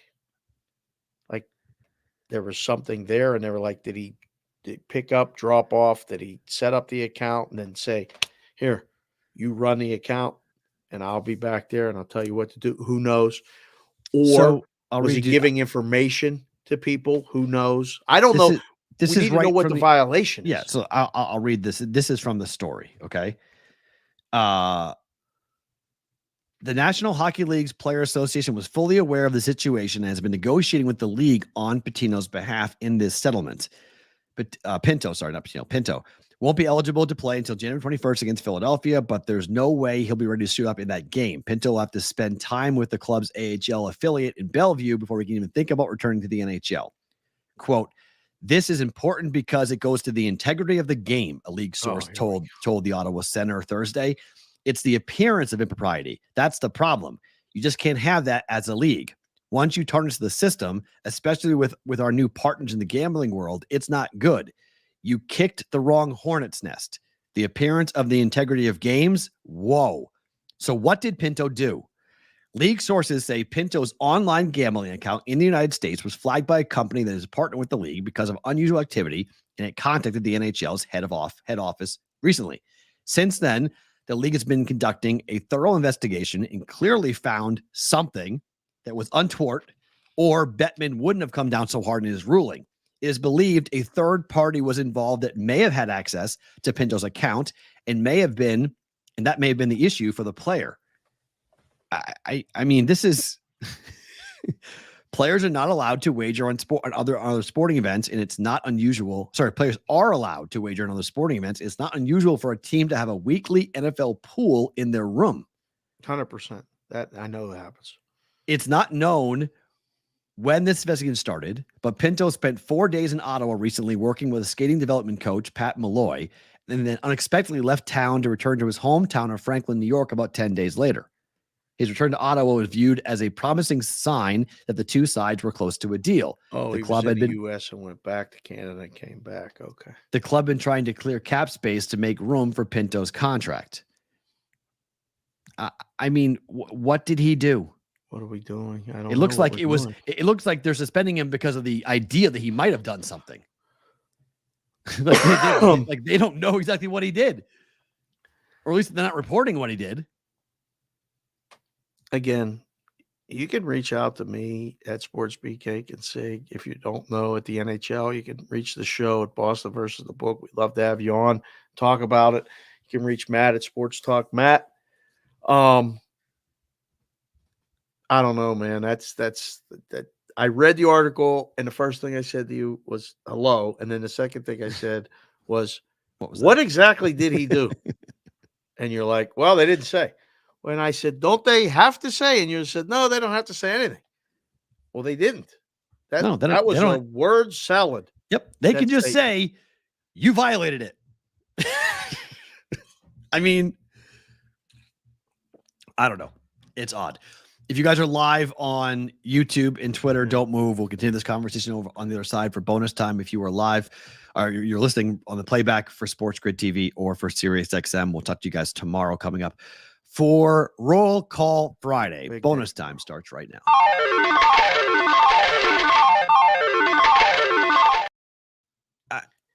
They're making an example of him. For what reason, though? I know they are. But for what reason? They must have him dead to rights, and he just said, okay. They must. Otherwise, why wouldn't you fight it? Like, what do you mean? I didn't do anything wrong. Like, what did I would lawyer up? Contract yet. Yeah. He needs a contract. They got this guy. All right. We're going to make an example of you. I don't know if they actually told him this. Maybe they told his agent. Maybe they didn't tell him anything. But we need to make an example of this because we can't have these fucking players betting or talking to people who bet or setting up an account for somebody so they can bet or any of it. Like, because you get the Puig situation. The Puig situation is real and kind of related to that other text you sent me with that other story about the other things that are going on. They went after this guy because he got money. Right. And said, we'll do the betting. You set up the account and, you get X amount percentage, whatever. And the league goes, hold on, what are you doing? You can't do that. You're going to mess up the integrity of the game. Well, yeah, but wait, isn't the first period shootout thing sponsored by DraftKings? Well, yeah, fuck that. Don't worry about that. Doesn't every moment mean more? We can bet on shots on goal for every individual player in every game. Doesn't that mean more? Oh, yeah, don't worry about that. The MGM is the king of the sports books. We got BetMGM all over every fucking thing, and we got the greatest hockey player in the world named Wayne Gretzky as our fucking spokesman. Does that mean anything? Well, no, don't worry about that. No. You can't bet on them NFL games through that guy. You can't do that. We're whacking you. 41 games. Fuck you. What did I do? Fuck you. So that's, so them young kids are like 20 years old. Never even, wow. They suspended him for half a season. What did he do? I don't know, but don't go on the betting apps. You go on the betting apps, man. Don't talk to that guy. You know that guy? He's a bookie before. Is he still doing it? I don't know. You can't talk to him no more. I mean, he lost over $325,000 minimum. I mean, who wrote that statement that he apologized for? What did he do? He apologizing for all this stuff. What did he do? It's a big problem. It's a big question. It needs to be answered. At some point, I think it will be answered, but I don't know. 41 games is 41 games for not betting on the NHL. Oh, no, you froze audio and face. Oh, no. That one's going to appear in the video. They're going to cut that for sure. Mikey, awesome. Somebody's cutting that one. We back now? You are now. Yes. Whew. All right. Yeah, we're back now. All right. A couple quick combat sports stories for you guys, because we missed these yesterday, so we can just kind of quickly jump in on this. So John Jones is injured. He's out. It's Pavlovich against Aspinall for the interim heavyweight championship in New York at UFC 295. This is not what anybody wanted from a UFC standpoint because it was supposed to be MSG. It will be a monster event. Stipe Miocic is not fighting either. They will fight at some point. John Jones injured his shoulder. He ripped the tendon off the shoulder clavicle, whatever the hell happened inside of his shoulder. It's an 8-month rehab for John Jones. So that is a significant blow to the company. Big payday, big pay-per-view potential, all down the drain now for UFC 295.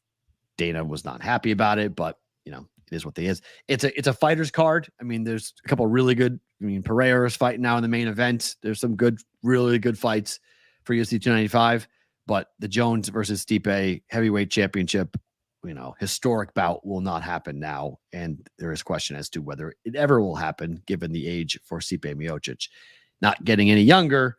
So that's unfortunate. We have a boxing fight happening this weekend with Tyson Is this Fury. really a boxing fight? No, this is an exhibition, and this is leading the Lambs to slaughter. Francis Ngannou will be fighting off against Tyson Fury. Alistair Overeem, former UFC heavyweight, telling the folks at MMAfighting.com that he believes that Francis will shock the world. It's going to be a brutal force KO of Tyson Fury. Did AI write that? Is that an AI written statement? No, what does that even mean? It's going to be a brutal force KO. Who knows? It's going to knock him out. But yes. Come on, stop. So he is a plus 800 dog. If you agree with this, watching Francis hit the pads yesterday during the open workout, I took the video of it and I sent it to one of my boxing coaches, and I said, I need your breakdown on this, because are you seeing what I'm seeing? And he said to me, he posted basically, to paraphrase, that Francis wants a payday, his coaches want a payday, and they ain't teaching him shit.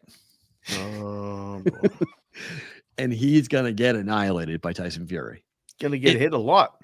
It literally is named the round for Tyson. Whenever he wants to end it, he'll end it. He wants to carry him for a couple of rounds, If he wants to have a first round knockout, he can have a first round knockout. Whatever Fury wants to do.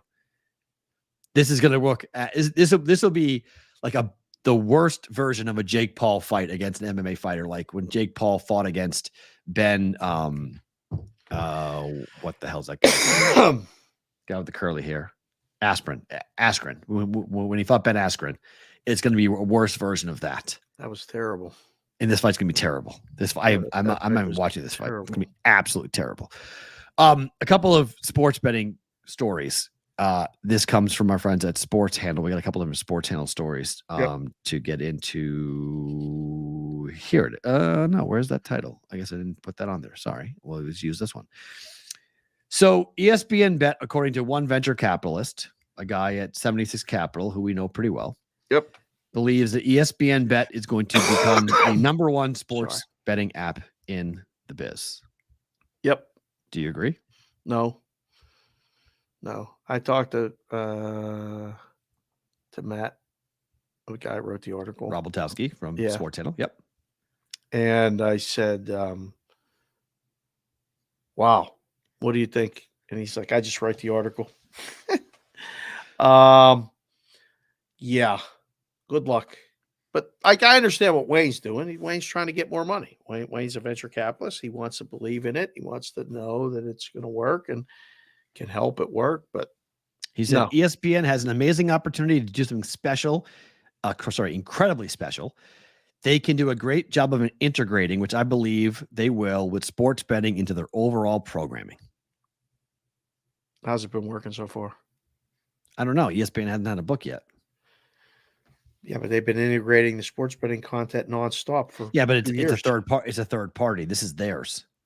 Right. So what they're going to change what they're going to make the content better? Or they're going to make I just wonder if the public is more accepting of it because it's ESPN. I think it'll be less. Less. I think it'll be less. Really? Yeah. And I think there's going to be interesting associations. Yeah. There's going to be gaming commissions that are going to go. That's what are a big people question. doing?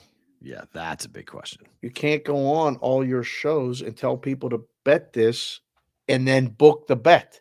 There has to be a separation. There has to be a line, a third party. Mm-hmm. And people are going to see that.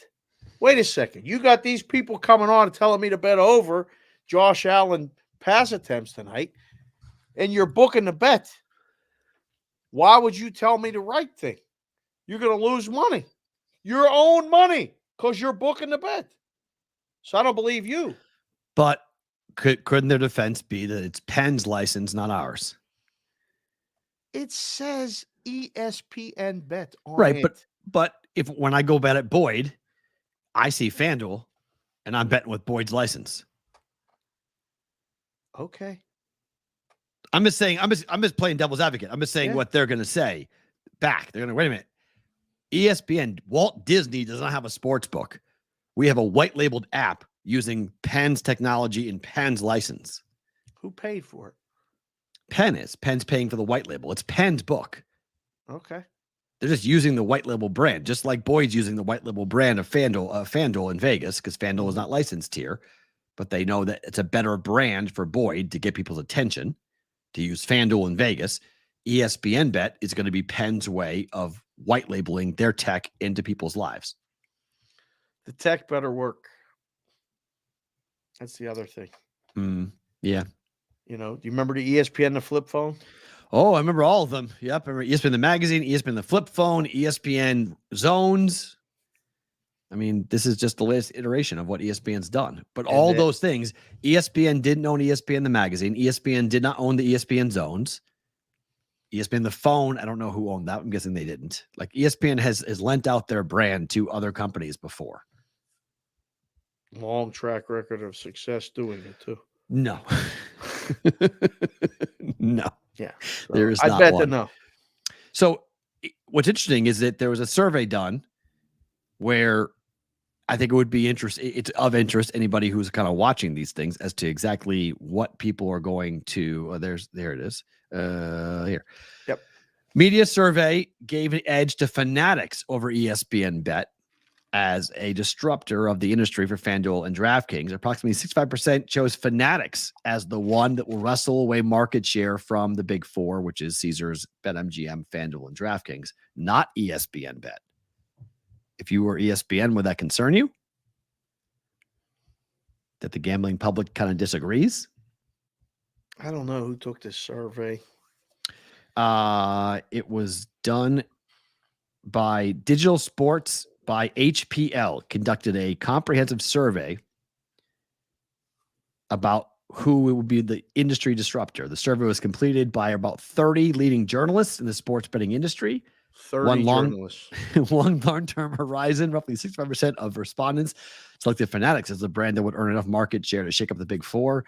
The question was posed as a binary proposition. The journalists could either select Fanatics or ESPN Bet. They could not choose a tie. So 30 people they asked and said, which one do you think, guys? And then they write an article and put it out there that they're doing this.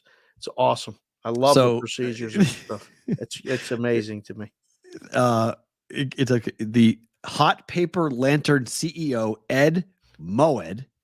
Ask him if he wants to come on the show. Let's have Ed on.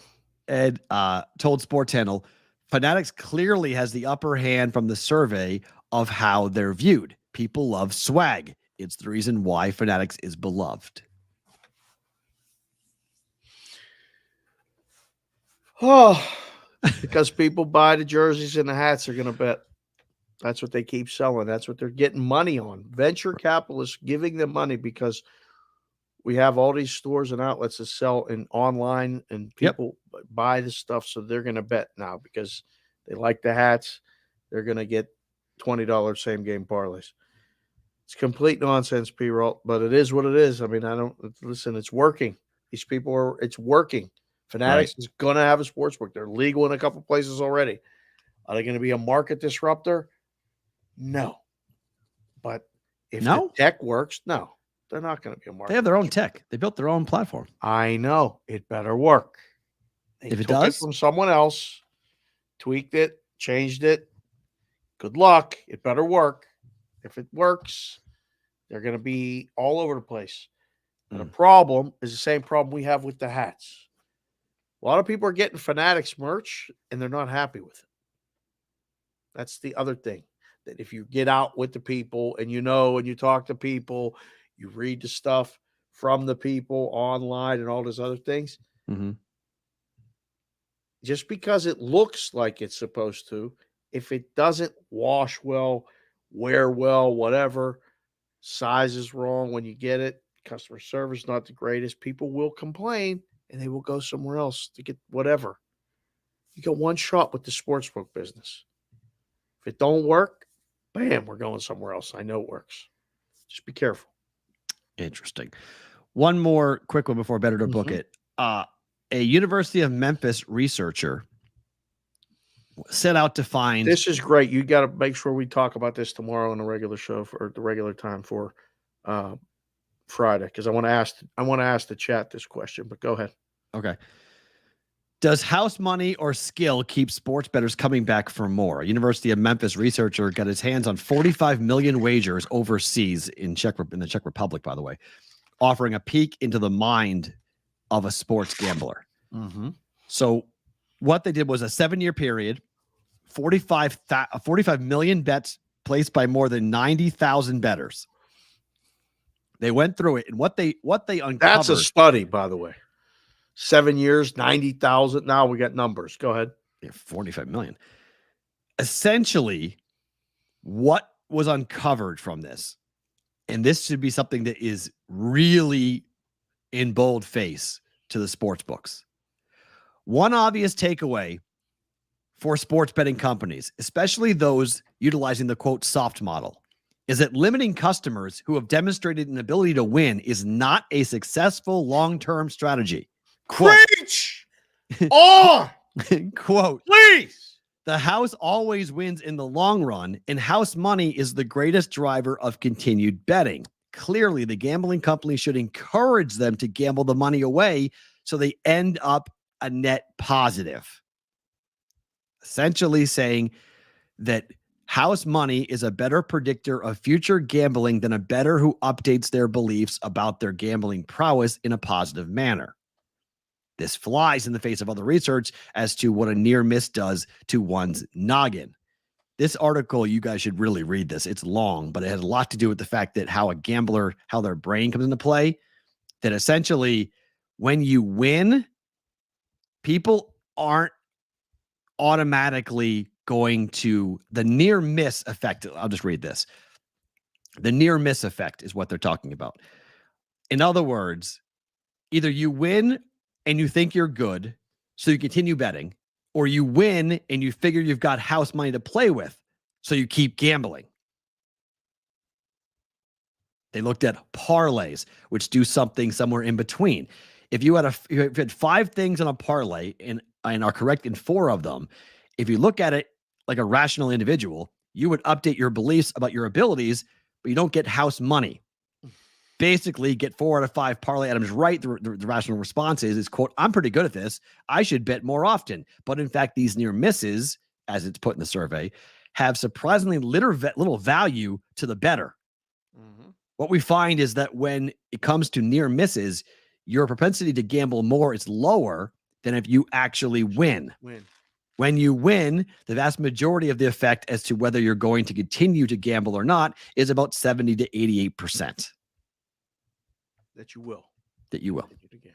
So just an interesting idea that, the way the human brain is working when it comes to this stuff. If you've ever done it, either at a blackjack table, at a craps table, at a video poker machine, or in a sports book, most of the time when you're winning, you're playing more.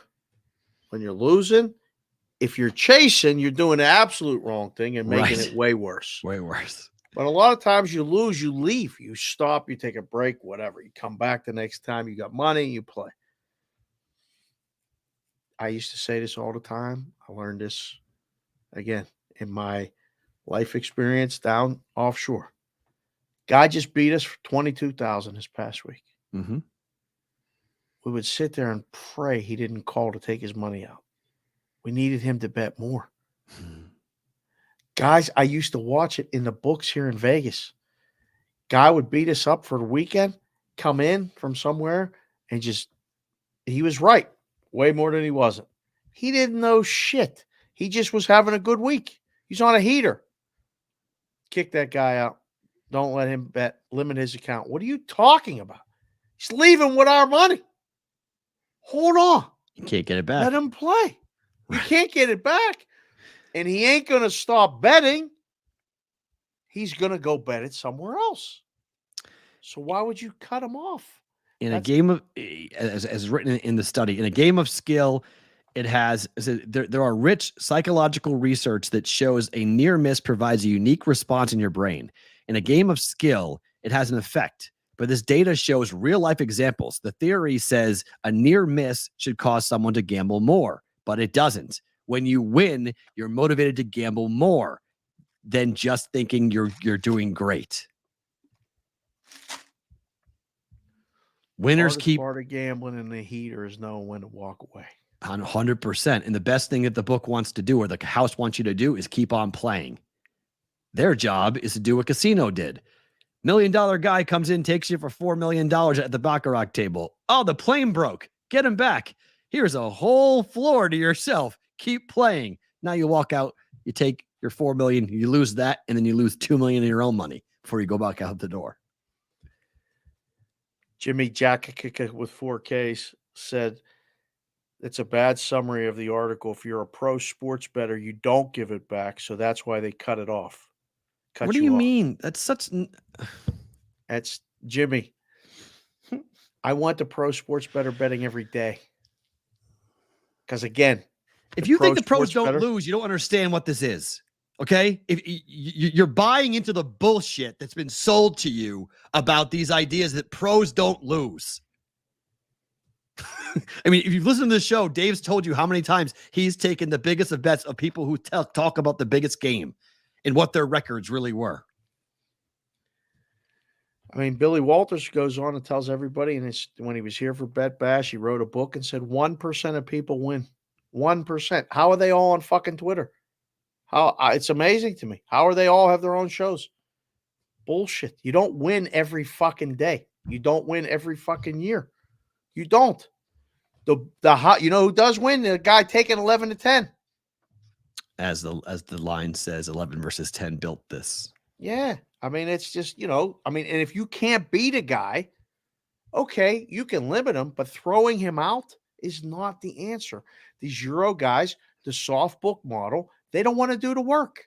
There's a guy that wrote a tremendous thing today that I read that I can't wait to meet at some point. His name's Luke Patone. I don't know him from Adam, but he's having these like Jerry Maguire moments because he's been a professional bettor for a long time. He must have worked at a book at some point, and now he just says, fuck it, I'm just telling the truth. Mm-hmm. He wrote an article, like a post on Twitter that was just outstanding, talking about 10 years ago, he couldn't lose at golf betting. He was just picking this, choosing, winning, had an advantage. He said, there's not a book on planet Earth that wouldn't take his bets now the way he's going. He can't win a fucking bet. I was so good. I was this, I was that. You have to constantly evolve. Now, there's a book that probably would have kicked him out 10 years ago, 3 years ago, 5 years ago, whatever it was, where they wouldn't be taking his bets. He's losing all the time now. It ebbs and flows. It's not one way or the other. And for guys to say that this is why you get kicked out of a book that have never either bet like that volume or booked it on that volume is both an injustice and it's naive. It's not personal, but like when I listen to people talk about this stuff, my answer is, well, just go bet. Like if you're going to do this, just go bet. You'll be that good, just go do it and watch how hard it is. Or when other people like professional bettors or whatever these people are in the space try to tell people how to run a book, I offer to be their consultant. I'll help you run a book. Go run a book. Watch what happens when people come at you the way they're going to come at you, like you came at people years ago. Beards, VPNs, all this other stuff, multiple, the limit on a prop is a dime. Okay, well, guess what? 25 people, all somehow unrelated to each other, all bet the same prop, James Harden shots under tonight, for 800 at the same time. I'm the book. I want to take the limit bet at a dime, but I can't because you fuckers all figured out how to do it just at the same time. And now I'm exposed on it for 800 times 25. I got a $20,000 exposure on a thing that I was trying to book honestly for a dime. Who's at fault? I don't know who's at fault, but it's not true. I want a guy playing. I just keep playing. You're going to win some. I'm going to lose some. We're going to trade money. You're going to have a good year. I'm going to fucking pay you. When you lose, you're going to fucking pay me. Let's keep it going. New season starts now. We got NBA. Let's go. You like NBA totals? Fire away. That's how the business is run. Should be run. Not run always at the moment on how things are. And the content space is a lot to blame for this too. There's a lot of things that are out there in terms of how. Listen, there are guys that win. Of I course, don't know but how they're many ghosts. of them are on Twitter. They're I don't ghosts. think any of them are on Twitter. I really don't. And there are a couple guys on Twitter that do win. They do. They're winning right now. They didn't win 5 years ago. There's guys that won 5 and 10 years ago that are on Twitter that couldn't pick their fucking nose right now. They couldn't pick the winners with tomorrow's newspaper. They couldn't. And that's fine too. There's ebbs and flows to all of it. You have to evolve. There's no blanket statements. That's the whole point of the argument. You know? No, but you want the people to keep betting. The numbers bear it out. The longer you play, the more often you play, the more the advantage is for the house. Players, we are at a disadvantage every bet we make. Always know that. And so when you hear some of these records and some of these people selling picks and how I took it for this and that and the other, sorry. The juice, if you follow the daily juice, you should see it just from me alone, just as how it goes. The ebbs and the flows. Some days I go 5-0. Some days I go 0-5. Like, that's not abnormal. That's a very typical thing in terms of you're betting every day. You're going to have good days and bad days, no matter who you are. At the end of the day, 54%, you're trying to win one more coin flip out of every, 100? Just to get over on the juice. Yeah, I mean, if you do 100 coin flips and you win 54, you're a little bit ahead. I mean, and that's what we're trying to do. The baseball number that you did. You did the God. Baseball explanation. Your baseball experience this year is a perfect model for being good at it. Am I? I don't know if I'm good at it. Well, but I mean, you have more wins than losses. I'm 132 and 123. Okay, I made 254 bets. I was up 0.74 units. That's sports betting in a nutshell. That's a lot of action. That's a lot of agita. That's a lot of research. And you didn't even make a whole dollar. If it was a dollar was a unit, you made 74 cents. So if the unit was $100, I made $74 over 254 bets. I mean, like, what does that tell you? It's almost a futile effort. I'm betting for 6 months to maybe go to like a quasi nice dinner. It's amazing. It's the dumbest, but that's sports betting. I mean, that's sports betting. That's one sport. I mean, I'm up 36 units since last February on the juice, mainly because of 3 sports: hockey, college football, and NBA basketball. But, I'm up 6 units in the NFL this year. I'm up, 16 in college football this year, 22 in the NBA. I'm down 10 in combat sports, and I've had a good run. I've had a good year. 2023 has been a good year, but there's no guarantee 2024 will be as good. There's no guarantee that the college football season will end where it is right now. I could go ice cold for the next 8 weeks and lose it all. And I say it all the time. Like, I'm always waiting for that to happen. I never hide from it. It's just frustrating when people are like, well, the pros get kicked out because they're winning so much. Really? Are they? Are they winning so much? Or is it just some arbitrary, stupid thing? Because we've seen people get kicked out for betting $65 in a game. And what makes somebody a pro? How much money you got to bet to be considered a pro? So, anyways, better to book a time.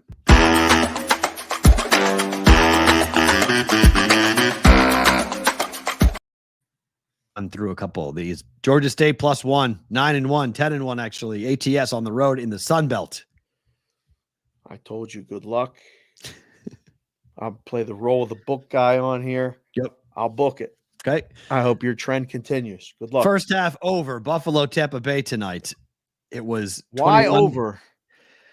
Buffalo is averaging 17 points per game in the first half at home. Tampa Bay is averaging 12 points per game in the first half on the road. Massive injuries for the Buffalo Bills on defense, and I don't think this defense for the Bucs will stop a pissed off Bills team.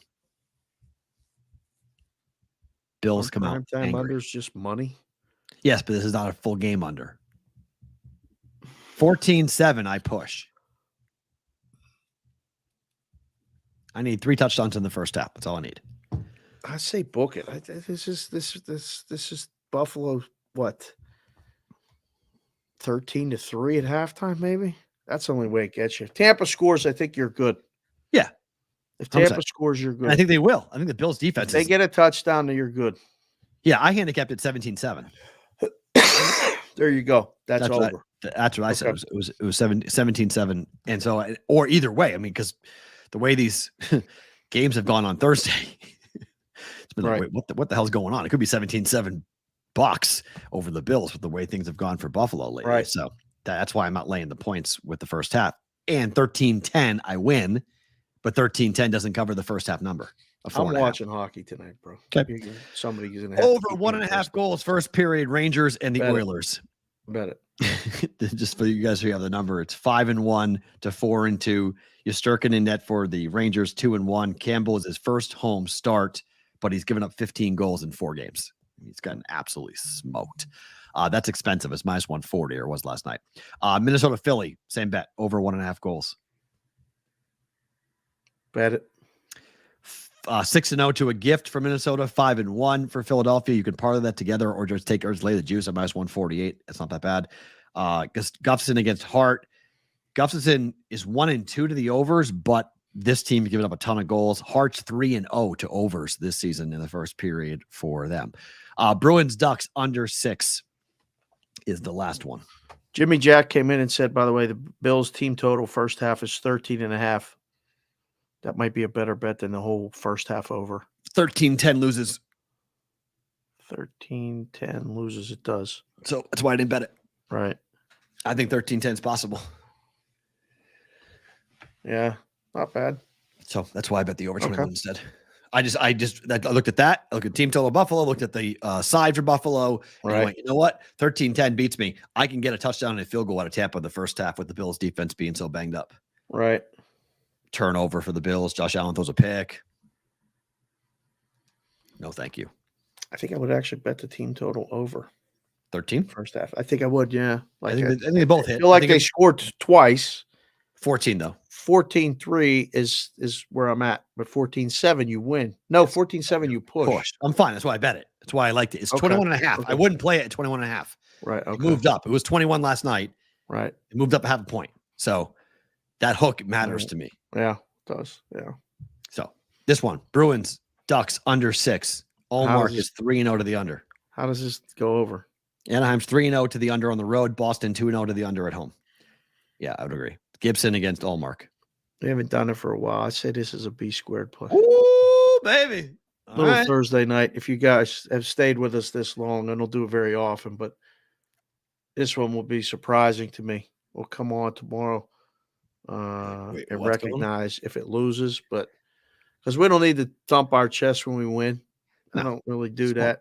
You don't need to do that with me, but I'm just going to put it out there. If you've stayed this long and you're listening, I really like this. B squared means Boston likes it. Book likes it. B squared play under in the game. Yeah, I went 1-4 last night. I'm not pounding my chest. Okay, big business. We had the Dallas and the Wimbyama. Gonna need scooters on the ice, or shooters on the ice soon to Dallas. Yeah, Wedgwood's in. Don't mind it. Big business. Could you all explain to me how the mail the mail-in process works for a ticket? I have one for when I visited in July. Oh, for the books. Oh, yeah. The instructions are on the back of the ticket. Fill it out clearly. Use your best printing that you can print. Okay. And it tells you where to mail it to. Make a copy of the ticket before you send it in the mail, but then follow the instructions. You send it certified mail so you know it's received. It happens every day. Oh, wow. There's a mail processing department, mail pay processing department at every book. Oh. You send it in, they process the payment, they send you the money back. How? Think it's good. Yes. You can request a bank wire in the paper, like write a letter. I would like a bank wire for this money, and someone will contact you and they can wire the money. Not all books will do that. I know 100% all books will send a check. Right. Process takes 4 to 6 weeks. A lot of times they just doesn't always take that long, but they say leave 4 to 6 weeks from the time you mail it to get it, process it, get the check printed and send it to you. Bank wire could accelerate that. It will get done. Okay. Just do it that way. Or big business, in case he's going to win the circuit contest or anything that he signed up for. Just wait. Just hold on to the ticket. It's good from usually it says on the back of the 6 ticket, every months. book's different. 180 days from the date of the event that was played. So if you bet on the Super Bowl, it's good from 180 days from the Super Bowl, not from the time you bet it in July. So just keep that in mind. But that's how the process works. And then finally, Dave's Daily Pick says, thank you for sharing your knowledge, Dave. So he gave you a big super chat question you, for sir. that. Favorite thing about today is what? I mean, I had a couple other things listed, but it might have been this marathon show. This might be our longest show ever. No. What show are we on, by the way? Was like 500 something? Do you know? Do you have a count? Yep. Hold on. We are on show number 458. Oh, I thought it was okay. I thought it was over 500. All right. So No, 500 is our next. Trust me, when we get to 500, that'll be a seller. We'll do a whole big old thing for that. That's coming up. That's show number 500 will happen at some point in early December. Okay. So before the end of the year, we'll get to 500. Okay. But yeah, the show and all the discussions and the freedom to speak our minds a little bit and have interaction with people. We appreciate you guys being here. And it's a hockey night. So in Pittsburgh, they used to say every night, it's a hockey night in Pittsburgh. It's a hockey night. I'll be watching hockey, boys. You guys keep me abreast of the football. We got World Series tomorrow. We got a couple guests hopefully lined up. Be fun. My favorite thing about today will be later on tonight. We're having dinner with a good friend of ours who's in town from Cali. So looking forward to catching up with him. I never met his wife before, so it'll be fun to meet him and have a conversation with him about what's going on. So that will be going on tonight. So looking forward to hopefully not dealing with tons of traffic. That's crossed my fingers. I'm already dreading it. dealing with lots of traffic as we get down there. Dreading it because it's a little bit after rush hour, but it's kind of near rush hour. So we'll kind of see how that whole thing goes. He's Dave. I'm Matt. Tomorrow, Roll Call Friday. Talk to you guys then. Thank you for being here. We appreciate it. Big show tomorrow for a Friday's BVB.